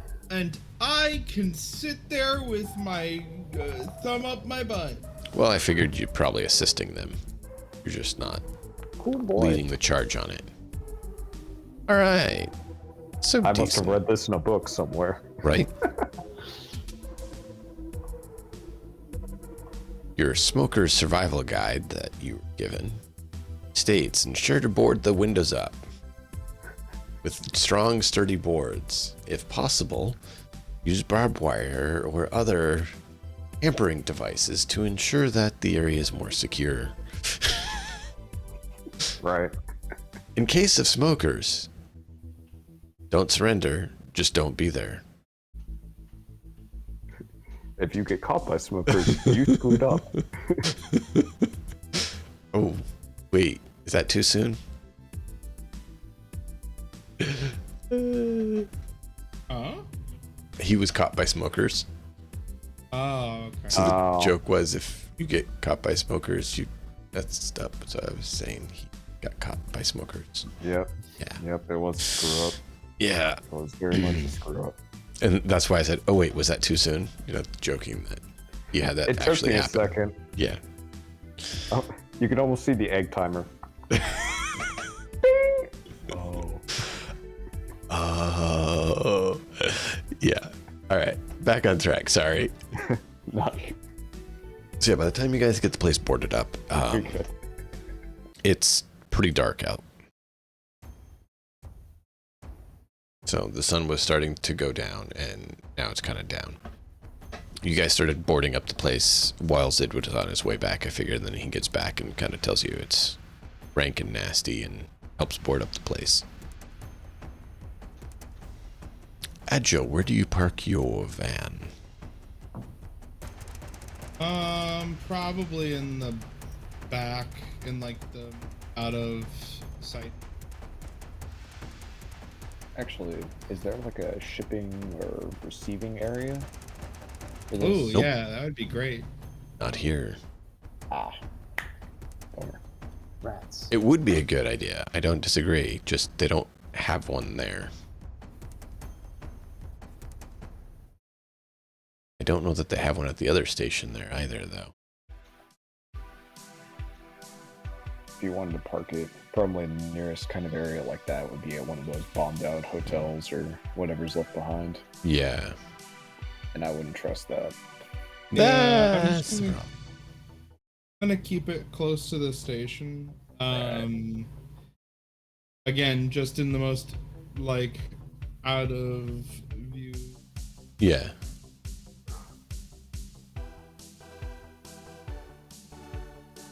So do you want to park it like on the south side or the north side? Is the out of line of sight. It's, I mean, depends on which way people are coming from. Out of sight from the train track would be on the opposite side, so the east side of the building. But then if people are Probably gonna. coming through the town, that's very visible. I can't really imagine where I'm putting it, so I'm just gonna. Would a picture help? Yeah, sure. Okay.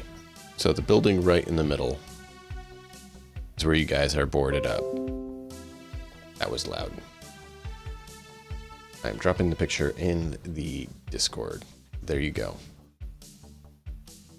So the building in the middle there with the three, what, green, teal, whatever you want to call it, dots, Okay. Is where you guys are are camped out, boarding up your that wall. building Yep. still there? Okay, then I'm gonna put it on the other side of the building where it's facing the building on Wilson Street. Okay. So it's basically in that parking spot. Okay. So it's out of sight from both of those angles, which is the most coverage I'm gonna get. Correct. And that's why I was like, well, it's not coverage everywhere. That's why I was trying to figure out where you wanted to put it.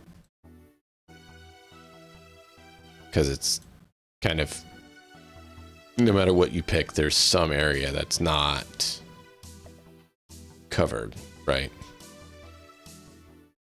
So, all right. So yeah, that's the building you guys are boarded up in. Let's grab our 10-minute break here, since we're at kind of a pause point. Give everyone a chance to grab a drink, and then we'll press on. Yep. Sure.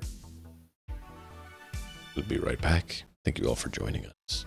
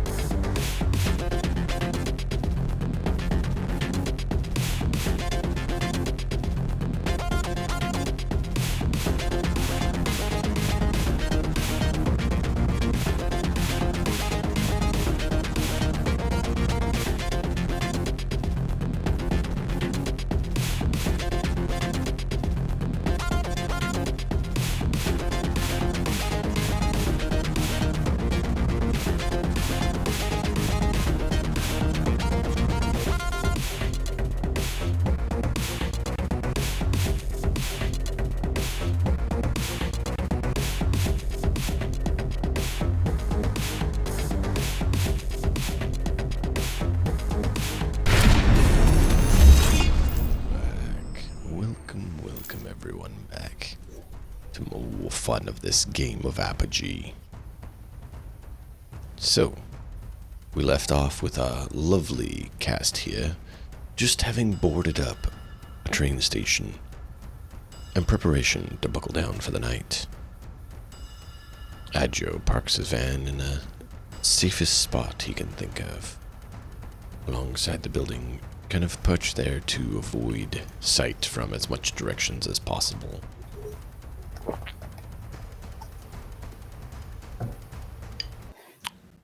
You all partake of your evening meal. Do you choose to light a fire in the building, or do you choose to eat cold rations? I'm gonna go with cold rations. Yeah.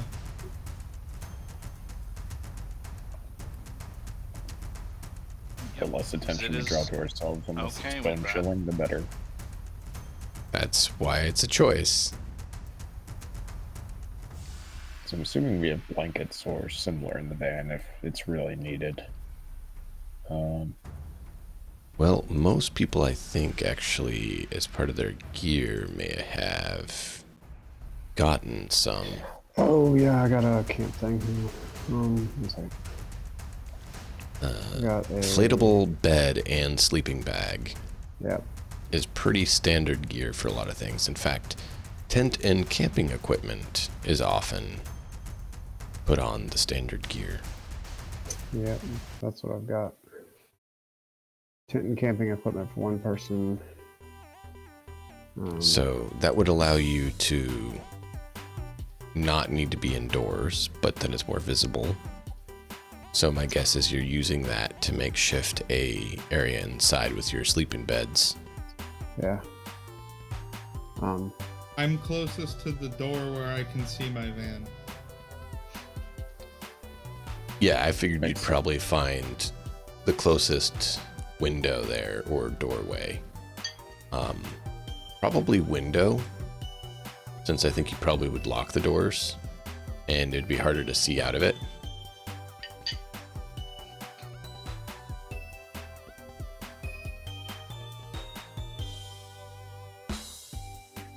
Might not be a relevant question at this point, but when we were boarding up the train station, were there any signs of anybody else being there recently? Not Like any recently. Not really. Adjo, I just thought of something very awkward that would be perfect for you. We love awkward. Would you go ahead and roll me a driving check? Oh, you'll like this if it works. The DV's going to be a little bit higher than normal. Guess I'm gonna roll a little better than normal, bitch. 24. That will do it. So in the Discord, I'm going to send you a picture of where your van is located. Okay. There's currently a cart parked there, a green cart in the picture. But this is where your van is parked.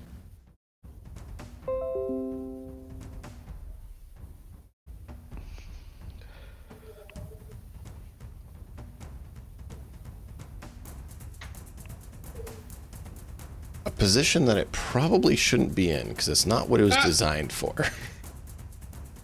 I got it perfectly snug under that. There's a reason it was a higher roll.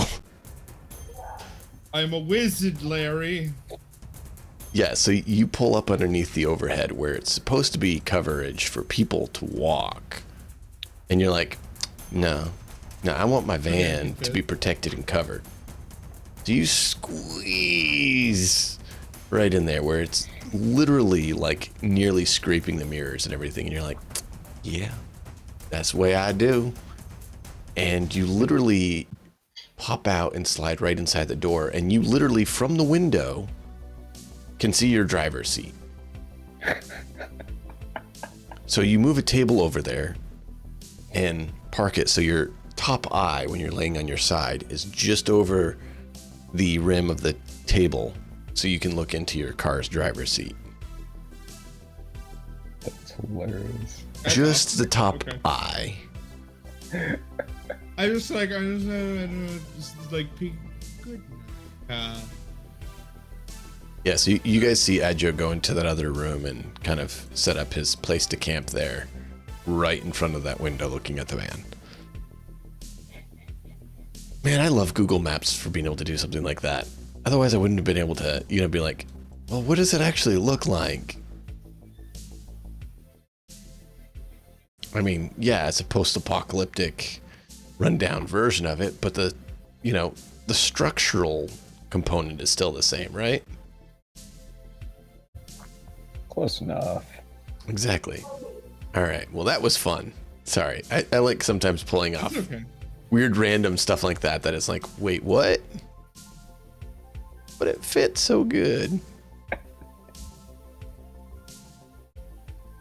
So yeah, your van is in an interesting predicament, and it may get damaged if someone else tries to run away with it, but they're probably going to have a hard time getting out of there. It's going to be very loud if they do. Oh yeah, because they probably are, like, they would have to roll at least a 17 DV to be able to get it in there. Like, that's where I had as minimum threshold is a 17, professional grade driving. And you got above heroic, you got all the way to the incredible level.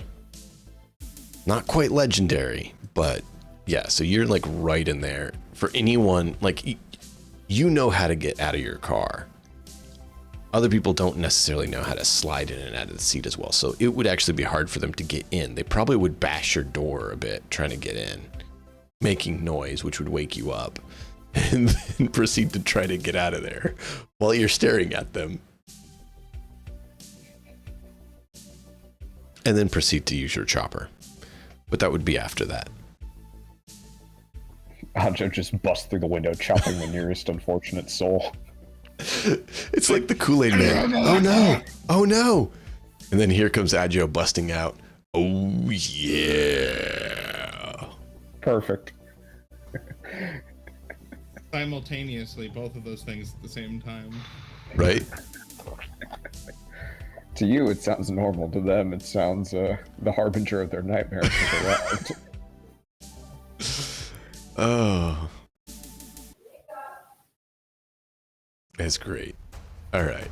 Sorry. I love having fun with this game because you can say things and do things that are just crazy and otherwise be completely unreasonable. But it works. So yeah, you guys are bedded down there for them. Are you guys going to get a good night's sleep, or are you go ahead and try to light up some illumination and do some other things, or what's the plan? I mean, do you guys have anything that you need made or repaired, like ammo or stuff? I don't think we do. I don't think anything needs repairing. I think we're pretty well stocked. So I'm probably gonna just rest. I'm pretty sure that all my wounds are gone. I'm pretty sure I'm back up to 30. I think everyone's healed right now. Yeah. Yeah. I It's think been I a, might- it's been a few sessions without you guys being shut up again. You've avoided thus far. For our particular area, how many... I know we have the makeshift kind of sleeping room with the, I think, tent or like tarp or something to cover it. Are there any like empty cans or similar around? What are you thinking? Just like makeshift alarms if somebody walks in the train station for whatever reason. Okay. Literally a string of cans. Yeah, I get it. Let's Walk have through you do Or something along this line. luck roll. Sure. Ooh. Oh no. Slash red 1d10, right? Mm-hmm. Oh. Could have been worse. An 11, and the target number was 4. I just wasted a 10. That's nice. Right? I'm sure that makes you feel great. That's totally not going to come back to bite me later. No, you're not going to roll to try to save your friends and roll a 1 instead and, injure them further. It's Right. never happened in this game. Why would you, Are you kidding? do that? Never. So I'm assuming if I set it up, it ends up going very horribly. Or just don't find anything. You're not able to find things that'd be suitable for it. You rolled well enough that you spend a good while looking, but you keep finding stuff that just won't work. The only cans you find are like rusted through. Find a few bottles, but you also don't want to make a trap for yourselves. Stepping on broken glass. Yeah, that would end well. Yeah, so you decide to probably not booby trap yourselves. Yeah. Anything else? Zid, do you want to put some explosives up for your friends? No. I mean, you might be able to find some cyberware to fix them up. No. Oh, man. That was great last session, by the way. Well done. So, without anything else, you all find sleep eventually for the night.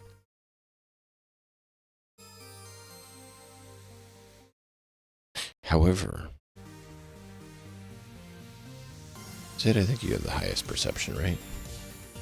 I imagine so. It's a 14. 14. I think everyone else is lower than I think the next closest was, an 11. 13 is Harlan, so he's technically after you. You wake up first to this bone-chilling noise. You hear some sort of howl or something outside. Yeah, Zid will just come to. He'll sit up immediately.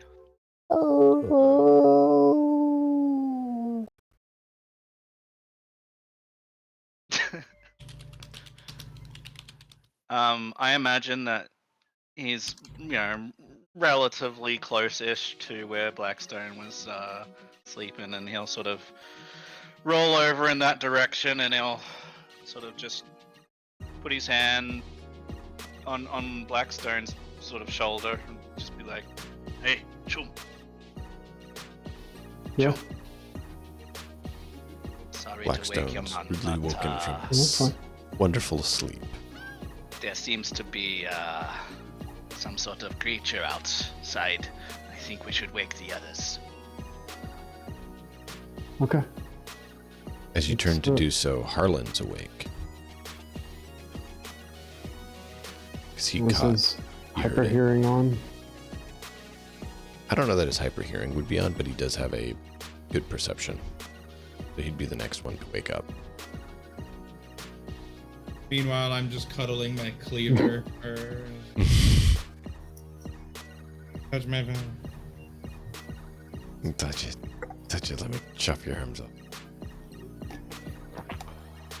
Yeah, at Joe's perception of 10, he's still snoozing away. And Blackstone would have too. So, It's Stitcher not- and it's woken Adjo. up. Right. So Stitcher and Adjo kind of start joining their names. Stitcher and Adjo are still currently snoozing unless you rouse them. Let's have a look around first, and then rouse them if I need to. Should I roll a perception as a double check? Well, first off, are you going to just go charging around? Are you trying to keep it quiet to not draw I want to attention? keep it quiet. Okay. Then those of you who are going to go sneaking around to look out, then roll do a stealth stealth and then do Yeah. perception. How do I combine those? Separate. 2 different rolls. All right. Where's the The stealth is roll? for what they have to beat Oh, to see you. yeah. Here's the Nice. stealth roll. 20. That's solid. And here's the perception. So yeah, stealth is for how quiet you are. And then perception is for how good you are at seeing them while they're being stealthy. Okay. Which Alright, they're there's not my being two. all that stealthy. Is Zid doing it as well, or is he staying put? Yeah, he'll I don't stealth mind doing it around. myself. It's fine. Okay. It doesn't matter to me. It's fine either way. I just wanted to know so I can Okay. narrate and do it. Nice. Okay. Much better. Got a 7 and got a 20. Yep. You're as sneaky as he is. Yes. No, I'm not very sneaky. And then you want to do a perception roll? See how Perception roll well. as well? Yep. This is how well you see them.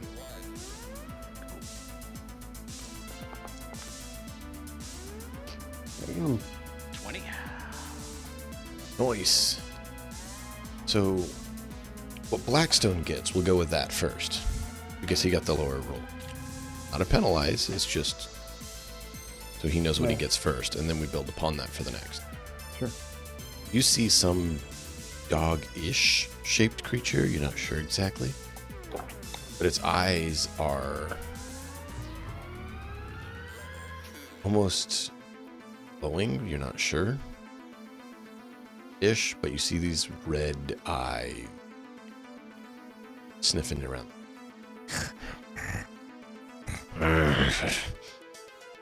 Circles around. You see a few others a little further off, bounding through the abandoned city.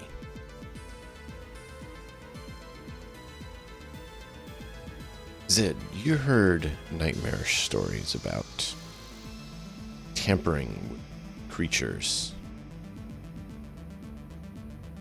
These things seem to be something akin to like a timber wolf that has been greatly mutated by like a bioplague or something horrid. Oh.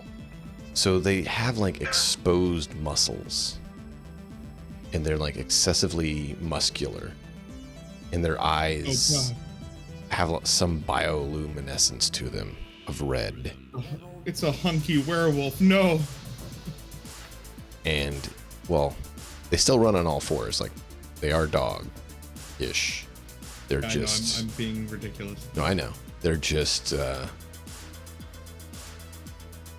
You guys played Metro? You know those bestial Oh, the creatures that go Northwest running through towns? Yeah. Some inspiration from that, but more canine based. But that sort of a oh crap feeling as they go through. The library. Yes, the library. Zid takes one look at this and he like steps down from his like vantage point that he's probably looking down from, and he will stealthily try to make his way back to the others that are sleeping and try to wake them up quietly. Shh. You did see that this is absolutely fucking terrifying. Yeah, you did see that it looks like they're not taking too much interest in your place, as it seems like they're moving on. But yeah, you still can rouse the others and share the nightmare with them.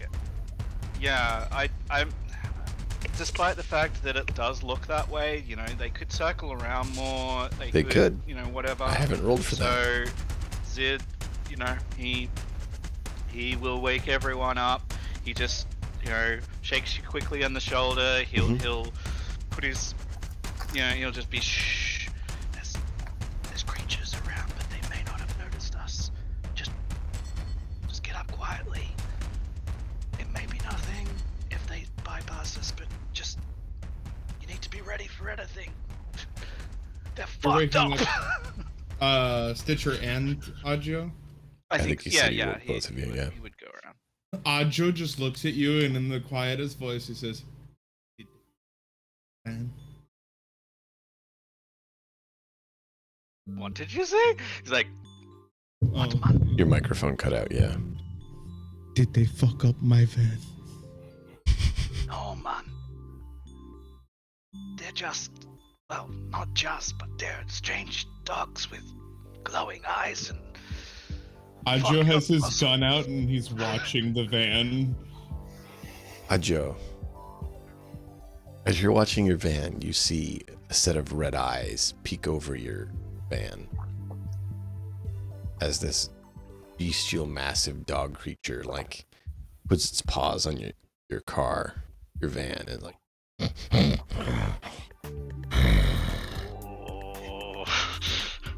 You see Ajo is doing everything in his power not to fucking shoot the goddamn gun. Dang. What does he smell, Ajo? What if it pisses on his wheels? As long as the piss isn't acidic, I'm fine with it. Oh no. What else can we do to make Ajo get the whole party killed? I mean, we've The already dog got bites your the tires one. and starts thrashing your van. No. GM, are you being serious right now? No. No. Don't fuck with me. He's having you on. That's The what I said. entire pack of wolves just tries to tip over I the will van. explode this train station and everyone in it. That's why I said, Wow. what do you think we could do to get Ajo to get the whole party killed? Why do you think I said that first? I will call that crazy bitch and be like, shoot the dog. I know you're watching right now. Shh, take the shot. Oh, man. Easiest way to mess with Ajo is mess with his van. Yeah, of course, he's a nomad. That's Just like The for easiest way to mess Blackstone, with you could any start movie. messing with his gun. Mhm. or you could just sell it. I mean, you could get a pretty decent setup if you sell it. Looks like Blackstone someone's permanently losing a leaves the couple party. livers. Don't He fuck with becomes a me. recurring antagonist instead. Right? Oh, man. I already lost my damn turret. That's fine. You get mugged and the street kid takes your Malorian. There's a new arc for the story. Yeah. Blackstone pulls an Ajo. We're going to get my gun. Exactly what I'm saying. Mhm. Like, that's the thing. There's certain Everybody's got triggers that one. work well. Would you say, Get? That everybody's got one. Yeah. But it's a good thing. Because I can use them as tools to help you guys stay in character and yet progress things, right? So it's funny how many times I hear players act like it's a bad thing to have a tie like that, when it's actually excessively beneficial. Mhm. So, yeah, I'm glad you guys have stuff like that. That's part of why I haven't taken the gun away yet, is because it's always there as a possibility for Blackstone to, obviously be torn a direction.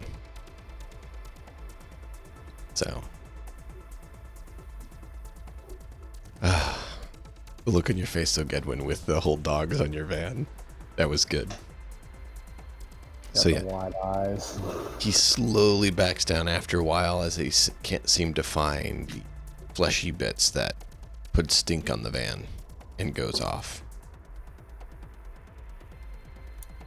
Take your take your finger off the hammer now. No, he was putting the hammer back. Like, Yeah. Take it off. Take your finger off the trigger. so you know how people cock the hammer and then Yeah. they release the hammer? He Uh-huh. was releasing the hammer. He was Okay. letting it go back. Yeah. That's what he was trying to show, is that he was releasing it. I'm bad at pantomime, all right? I It's didn't all right. graduate mime school, all right? You know my horrid secret now. I was a failed Sheesh. mime. Everyone went to mime school. cut it. not. Yeah. Anything else you guys want to do? I'm good. All right. I'm going back to bed. How long would you wait before trying to get back to bed? 10 minutes? Okay. Yeah, something like that. Okay.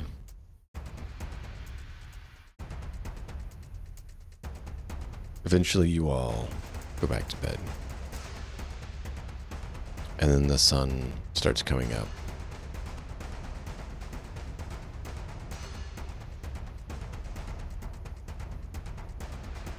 Adjo, you should be checking in the morning with your compatriots to see how things are going.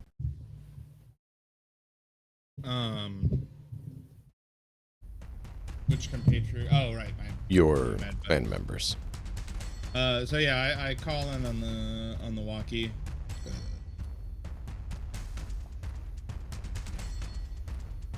No response.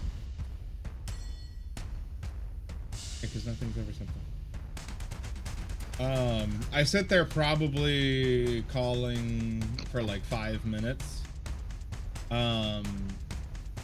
And I like cuss, and I start searching the frequencies for Loretta.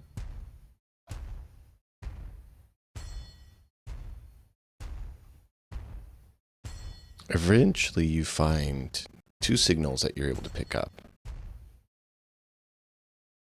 One, some really old classical music is playing. The other one,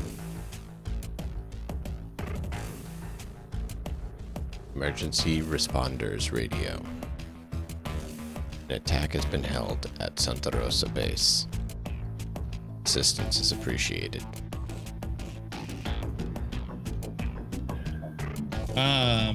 I start kicking everybody away. I'm like, get the fuck up! Okay, here we go. What? Santa Rosa's this is the Reclaimers emergency Yes. channel. Right? Yes. The Reclaimers, they've been hit. Stretching. What? You know, your ex-girlfriend was, supposed to be helping protect him. She might be dead too. We'll find out. That would be a travesty. Bummer. Hey Zid, let's go help Find your former people. We would shut up. And I get in the van. You just bust through the window to get in the van. I just walk through solid matter and it bends around me. Keep in mind. The Yeah, laws of let's physics go. do not apply in keeping Ajo from his van. Keep in mind, That you would be do know you're supposed to get information from here to find the combat train. Do you guys want to head out immediately, or do you want to try to find that and then I go? want to find the info. There's risks both ways. Look last night. I'm pretty sure we would have spent most of the night looking. You would have had to use illumination, which could have brought attention, and you guys said you didn't want to bring the attention. So I thought you guys were going to wait till daylight. No, that's fair. Oh, okay. I'll roll a conceal reveal. Okay. Yeah, this is important, so I'm gonna drop some luck. So there's 2 halves of the building. So 2 people can roll conceal and reveal. And then I need to know if you take the south or the north half. No, south half for me. I can see already. Okay. Let's see you roll that conceal reveal.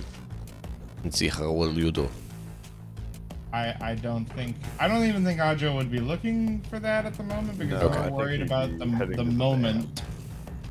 Zid, would you check it out? Would you Yeah, ask I'll check it Carlin? out. Would you? Okay. I'm doing my pre-flight check while they're getting ready. Or looking for 60. Nice. Oh wow, we both got 16s.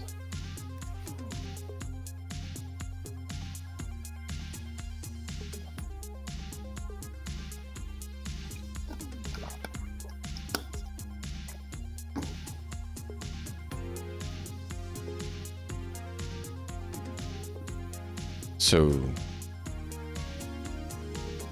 you guys leave Harlan and Stitcher to load up everything while Joe gets things prepped and moves the car out of the, tight area so everyone can get in. Yeah, so basically Harlan and I are waiting for Adjo to move out. I'm not trying to load stuff while he's got it all. Yeah. They're all in the car for a while. Probably hollering at you guys to hurry up. And then about 5 minutes after that, you guys finally find the papers you're looking for. Old map. You both find part of it. Torn down the middle? No. It's just different parts of weathered. So Okay. probably need to connect the pieces to make sure you get a full map. So it's not like ripped in the middle. It's two maps that are copies Okay. of each other with different areas weathered. Gotcha. So they each got about, 2/3 of a map. So there's overlay, Okay. but you'd have to get, both pieces to have full info. No, that makes sense. So they both come out with 2/3 of a map and hop in the car. Alright. Adjo, you heard anything? Oh, not a damn Stitcher's thing. still kind of out of it. And when they get in the van, I immediately start driving off once.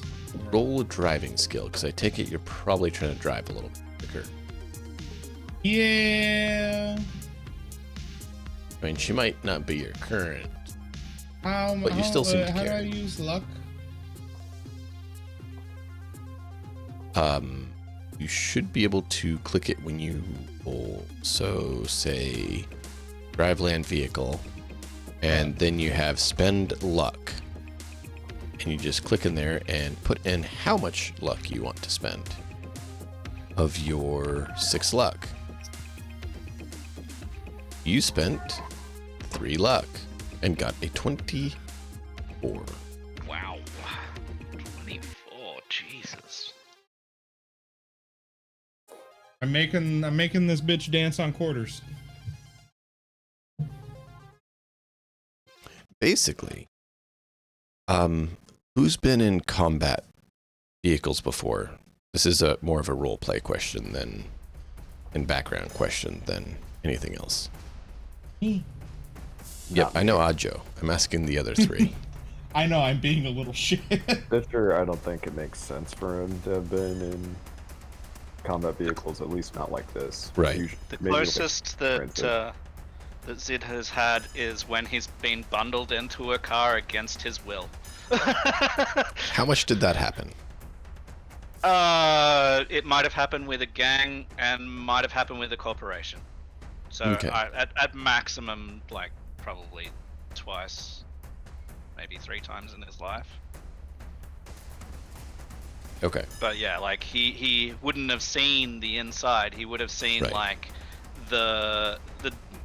Do you guys have the term divvy van? It's the back. It's the back section of like a police vehicle where people are like thrown in while they're, Mhm. there's nothing in there. It's just Paddy blank, wagon? a blank section. Yeah. Yeah. So Yeah, I Back think in he the would that's the have van. closest. been in a vehicle with militaries or with combat stuff, but he would be in the section that wasn't all of the gadgets. He would just be staring at blank walls Yep. with no escape, So What about I Blackstone? think- What are we doing? Have you been in a combat cab at all? No, Combat vehicle? What? no, I have not. Okay. Then I need Stitcher and Blackstone to roll a resist torture drug. And I need Zid to roll a resist torture drug with a Yay! +2 on it. Ooh, I'm gonna need some luck for this one. Yeah, I'm spending a couple myself. That's all my luck. 14. Oh, come on. Confirm, darn you.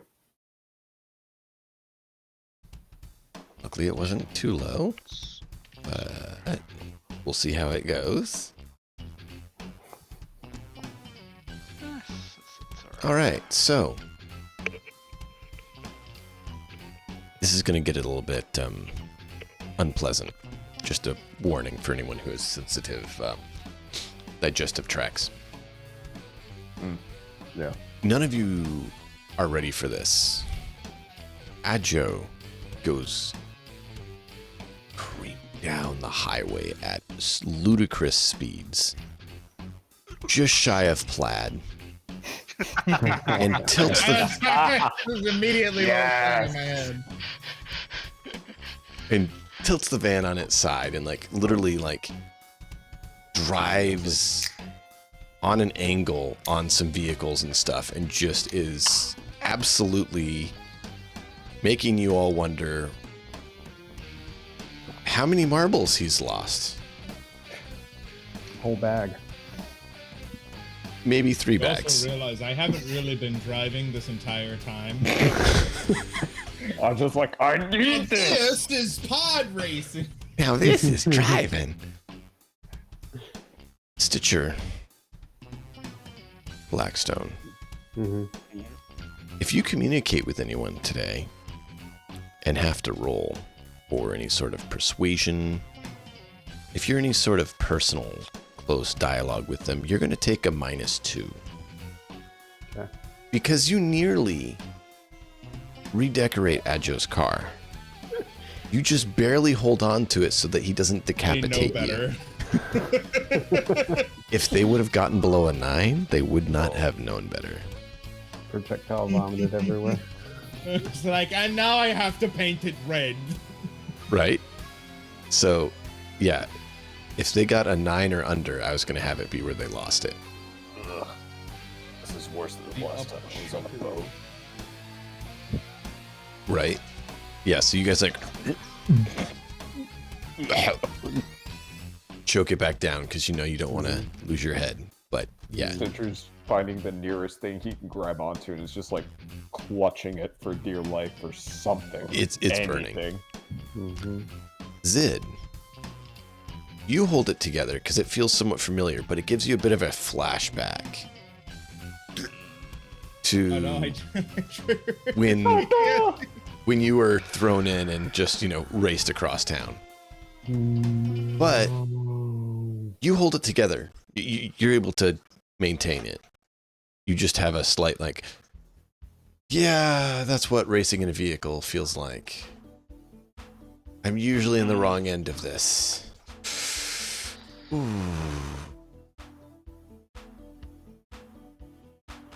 But you're able to hold it together.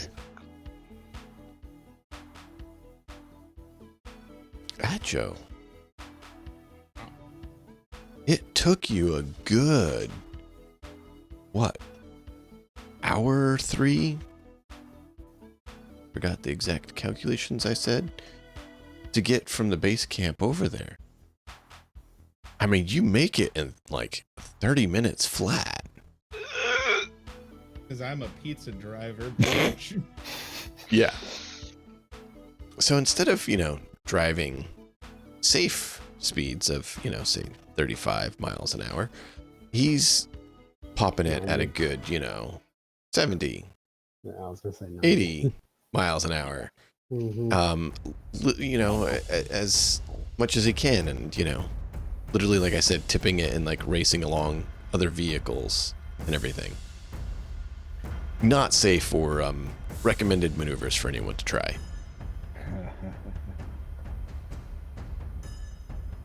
You see the vehicles are damaged, and there's a few more craters, and there's these large dog heads and parts spread about. And the other vehicle is tossed on its side.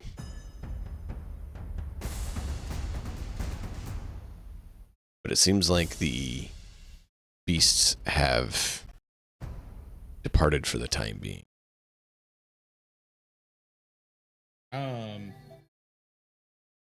I get back onto the walkie and I start flipping through, trying to I basically broadcast on every channel. Zedjo, Loretta, or I forget what their names were, but Ajo wouldn't have. Asking if there's like anyone who's seen or heard them, etc., etc. He's just he's almost panicking at this moment. Like, Yeah. he looks like he's about to go to full tilt spiral. Since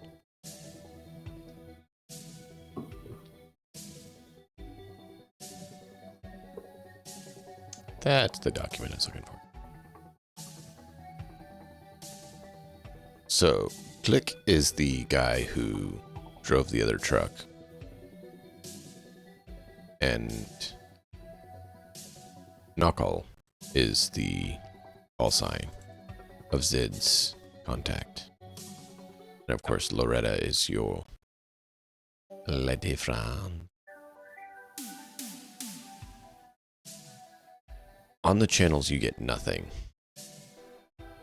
But while you're doing that, Zid, since you have the highest perception, you're looking around, you see the other vehicle, and you see that the radio for it, the antenna stuff, is snapped in there on the ground. You do see that there's some people in it trying to get out. Oh. How far is that away? 20 yards or so at most. Not that far off. Yeah. So immediately he would be like, at CHOOM's, there's some people who are trapped. Need to get to them. Okay, let's get on. Yeah, Ajo just starts running towards him. Stitcher is gonna faceplant getting out of the van. I love that. Yes, you all go rushing out of the van, and as soon as Stitcher steps out, it's like anime style faceplant. I love it. Is this like an I'm just athletics getting roll? as far away from the van as I possibly can, as quickly as I can. And Stitcher with his med bag is gonna start like running as fast as he can, still a little woozy from everything. Just, not what I wanted to do.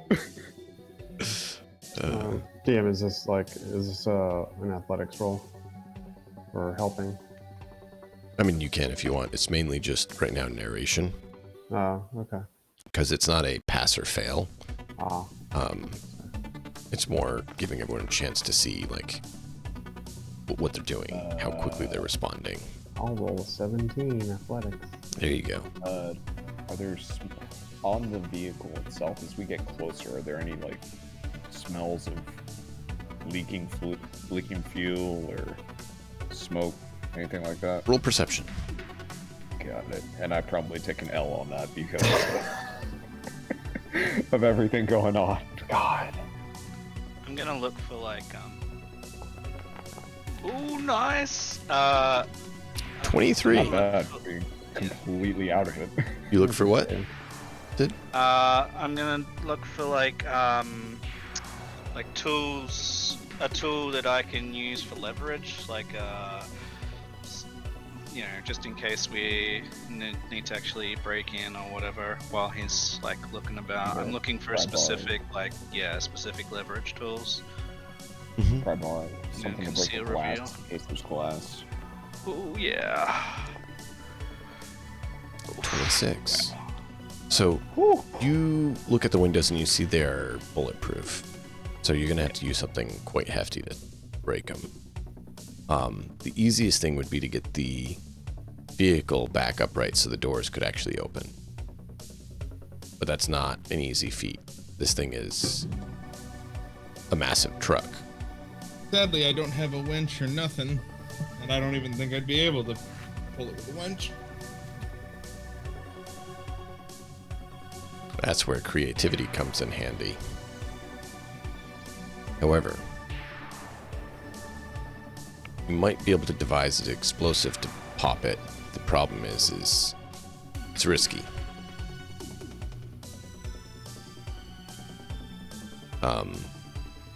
Stitcher,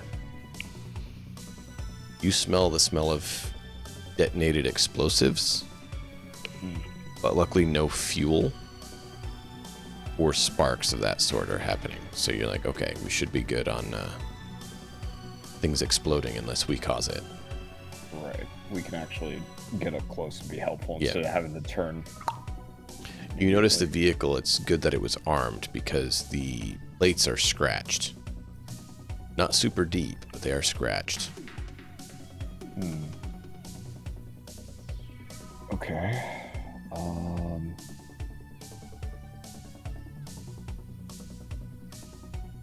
Let's see. What's in the immediate area around the overturned vehicle or tipped vehicle, I guess? A bunch of rubble, some plants, a few dead bodies of massive dog-like creatures. With their heads ripped off? Some yes, some no. There's a few of them that have literally looked like they were parted multiple directions. Oh, actually. Oh, that sucks. Like, there's a lot more craters here than there were. I will actually... I'll turn around. I'll go back to the van, and I will get my inflatable bed. Okay. And then once I get back, I will help Zid look for something to give leverage. Can I roll a deduction or something to see if I can piece the things that we've discovered and the situation together to see what he might come up with as far as... Yeah, deduction's kind of a useful one for, hey, I'm not my character. May not be able to think like he is because I'm not there. Yep, he's on a 19. Not shabby. That gets you decent level. So you're able to piece together that your friend is probably responsible for the craters, as he probably detonated a few more of the military-grade explosives. Fucking idiot. Because that's the only thing you can think of that would have the force to literally shred a thing in 5 pieces and have the center of it missing, and yet make the other pieces get launched like missiles in multiple directions. Okay. Damn it, knock off. Basically. You'd think that he would learn his lesson. But... And you're pretty sure that's where the craters came from. Okay. You have a feeling that that's probably not why the vehicle's knocked over. And the vehicle being knocked over is probably the beasts. However, it's probably why the radio's not working either. It's because it got, smashed to bits as the thing got smashed around. Yeah. As for the Reclaimer's radio, you're not sure. Because you weren't shown where that was at. Yeah. Alright. Does it look like with any leverage things here, plus that bed, plus whatever else we've got, that we might be able to tip the vehicle into one of these pits so that it might sort of tip it over a little bit to allow them out or something like that? Interesting. I mean, I'm happy If it to goes try down, to... it's much easier for us to No, you're right. I'm just trying to think in my head physics a bit. And what would be doable safely, right? Because I assume you're trying to not damage the vehicle further or the people inside. But preferably not the people inside. At this point, I don't think the vehicle's quite as important. Even Ojo doesn't seem like he gives a shit about the vehicle at that point. Oh yeah, the people definitely matter more. But oh shit! I'm gonna start trying to hack through the metal because I have a fucking wedge. It is a chopping instrument. We've been very clear about the way that it functions prior to this, and it would be something that you could bust through not solid steel, but some Yeah. thinner layers of metal. This is armored car, so it's not normal Never car mind. doors. Damn. So the other thing I was thinking of. Yep. Oh, sorry. Go ahead. I was like, so I've got a pretty good land vehicle tech skill. Mhm. Is there anything on that I would know, like with a base of 16, that would be helpful for me to figure out how to get into the armored car to Possibly. You could Nothing roll that else? if you want, but this is Yeah. also a chance for players to be creative, not just using skills, but I'm letting okay. players be creative with ideas as well. Yeah. That's why I no, was thinking through the practicality of, can we shift the vehicle into position to try to knock it into the pit? That's creative yeah, no, thinking. Like, I mean, what I'm thinking about doing is trying to maybe leverage like my demolition skill Yeah. to blow the vehicle into the pit. Isn't that possible? You want to make sure it's a low grade demolition Yeah, with a lot of thrust, but very little force. yeah. Like Sheer force, without sheer I was force, but gonna, with thrust. I was going to do my field expertise. I was gonna leverage land vehicle tech to field Yeah. expertise to try and figure out a way to. So I think if you guys have a cable or something like that, you could I've got some probably. rope. Is it just standard rope? It looks like it's nylon rope.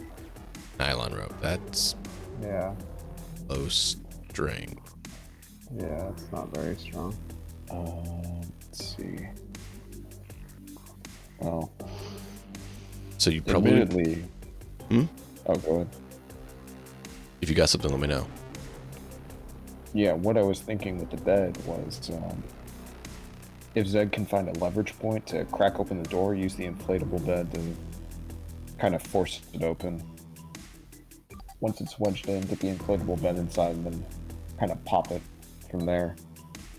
It's like if you get locked out of your car, if you can get a wedge into it, use like a blood pressure cuff Yeah, or just inflatable balloon to wedge it open so you can actually open the lock. Yeah, I get that. Um, That's a possibility as well. Trying to get a few options.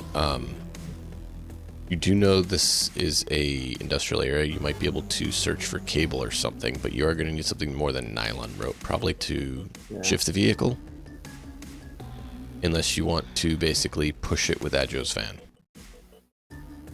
Adjo, how you Adjo feel would about that? be willing to. Adjo would be willing to do that. These are people. He's not fucking around. Okay. And as much as he loves his van, he loves his people more, and these guys might be them or be able to help. So. So let's have a demolitions from one of you, because you mentioned using low-grade explosives to help flip Does it. I got anything higher than a 12? Oh, you're asking don't them. have Okay. to make bombs. I mean, I was gonna do field expertise and leverage demolitions into that. Yeah. Okay. And then, Adjo, let's have you do a driving skill, because that fits for how well you can maneuver it safely where it needs to be. Precision driving. And then we had the deduction from Zid to help piece things together. Oh! Jesus. Still a 17. Oh, you used luck. Crafty. That offset it. That actually saved it. That's good. That's good. Your luck saved you, dude. If you had gotten below a 15, it was going to damage the vehicles more. Both vehicles. Can't have that, Mr. Cattywampus. Hey, that's why I said your luck saved you from your vehicle getting damaged. Oh, luck is so helpful in this game. It is. So yeah, you're That's why I have 9. you're able to maneuver it into place. And it starts tipping, and it's heavy, so it's not wanting to cooperate well. but you also don't want it to go too far, right? Because you don't want it to roll. And so you get it to shift a bit, and a small explosion, very controlled, bursts and tips it just enough, and it lands and kind of slides a bit down into the crater, but stops. At this point, your idea to pop the door would be more helpful, Stitcher. Yeah. Because now it's actually upright and the door's not being caught by all the rubble. Right? That's the issue with a vehicle being flipped, is there's stuff there when the door's trying to open. It's not as doable. Even if you were to start trying to pop it open some, it's going to be hard. Because that makes you're dragging it against the ground. Right. So now, go ahead and roll a, I don't know, vehicle tech, I guess would be. Okay. Where? As soon as I get to my skill sheet. It's land vehicle tech Yep. on the right, all the way to the bottom. Well, Yeah, I got it. I'm sure it's your, really highest skill, but not bad. That's enough. So you're able to help bump it open a bit, and then with Adjo and Blackstone's help, you guys are able to pop the door open. There was 5 of them. One of them is dead. One of them's injured badly. The others are just banged up and bruised. So I'm going to see what I can do immediately from a triage perspective. the paramedic tech. Yeah. Is it? I forget which one is the triage. Is that first aid or Oh, paramedic? no. It's, No. Your roll ability is actually the Yeah, best I was one gonna for say. that. Okay. The surgery? That's what I wanted to... Yeah, the surgery is actually the... Oh, surgery. Okay. Yeah. Surgery is Gotcha. basically very much like paramedic on steroids. So actually your skills you put into paramedic aren't as valuable as you might think, because surgery will cover the same stuff. Oh, I didn't know that. Okay. That's all right. I didn't see you taking that much in it, or I would have said something earlier. No big. I mean, Yeah, it fits 16. thematically, so it's not a problem. It's just, if you look at what they cover. Yeah. And it makes sense character background wise. 16. Surgery is still very much a thing he's learning. Yeah. No, that's vehicle trauma. Here we go.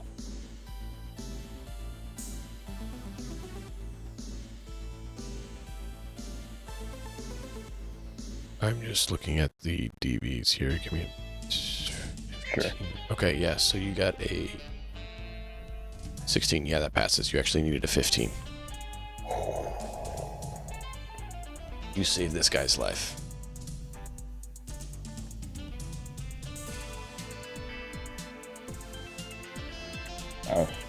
Bleeding out badly, that kind of thing. Yeah, he was. Okay, so or you can use first aid or paramedic skill, it looks like.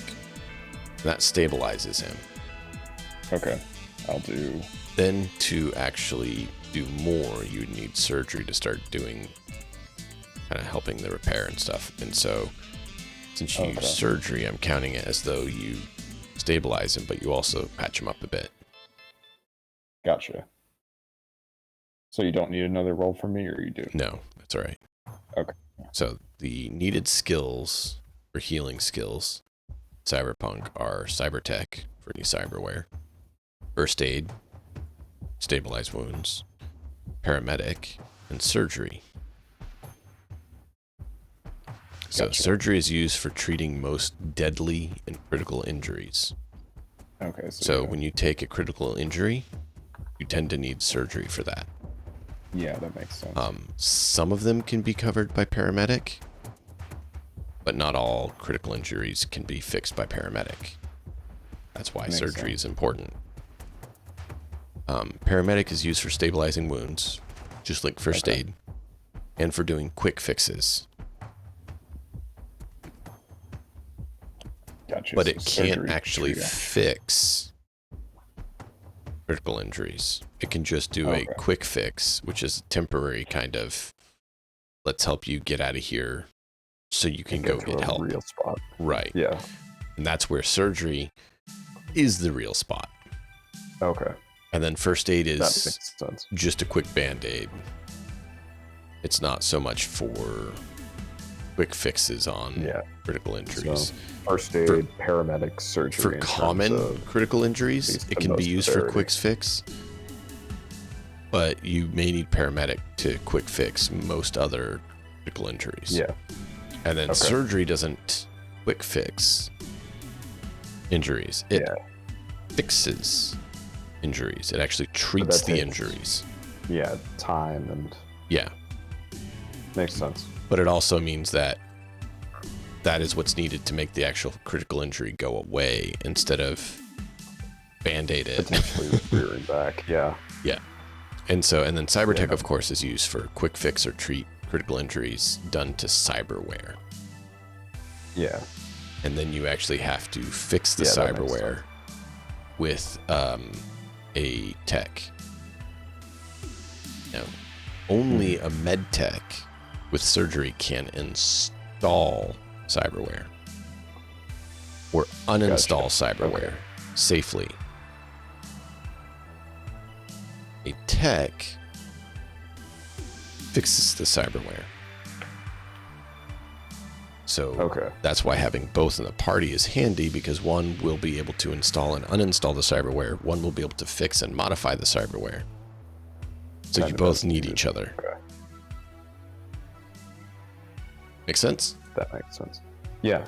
Figured that we'd does. quickly do a rundown of it just so everyone was up to date and on the same page with this stuff. So Appreciated. it's for me too, because it's good for me to remember. I don't always remember all the details. Yeah. Same. For some reason. So, no. yeah, you're able to get him actually patched up. Like, actually do the surgery and fix the issue, not just wrap it so he can try to get back to, hopefully, get back to a Ripper Doc to get fixed. No, you are the Ripper Doc, and you fixed it. So yeah, he's going to live because of you. His compatriot, who's already dead, not so much, because you Yeah. can't undead people. Right. Well. No, once you're unalive in Cyberpunk Red, you're unalive. There's no undoing it. Yeah. It's not a fantasy game where you can res people from death. Or turn them into cyber zombies. Yeah, then you still can't, because it's dead brains. You got to have working brains for that. Ah. Okay. Otherwise, it's just a robot. But yeah, you're able to save him. You get the vehicle up, right? Zid, Matt, how are we looking at time for you? I know you got to get out of here pretty quick. Yeah, I'm coming up. Okay. You got, what, 20 minutes Didn't- less? Like, Yeah, probably less, but Okay. you know, if there's a few things that I can wrap up, then cool. Yeah, if there's anything else you want to say, go for it. If you need to duck out whenever you need to, go for it, man, okay? Yep. Yeah, basically we're gonna wrap up where we're finishing up anything you guys want to do here in preparation. And I then feel like saving the people is probably as good a place as any. oh yeah. The only other thing was I was gonna see if you guys wanted to try to find the reclaimers or check in with Loretta. I know the radios. Loretta here. No. That's why I thought you might Then- want to try to find her, but if you want to wait till next session for that, that's fine. Yeah, Audra would be testing the radio. I'll wait for next session though. Okay. I'm good, like, hanging around here. And that's what I was saying. Like, I'm good either way. This is actually a decent stopping point, or we can try to wrap up after you guys trying to contact or find the reclaimers and the Danger Gal mercs. It's up to you guys. I think let's wrap up and. I'm good stopping here. Okay. Yeah. And we'll do that. We will pick up next session where you guys are trying to locate the Danger Gal mercs and the reclaimers and see if they survived this hound attack, where they are and what happened. Thank you all so much for joining us, and thank these lovely, lovely people for joining us here and making this game happen. I appreciate you all. Matt, I know that you and Gedwin have been streaming and gave up streaming tonight so we can do this, or this morning for you. So I appreciate it. Be sure to follow these fine folks. Until next time, as always, enjoy the story. We'll see you guys next time for Cyberpunk Apogee.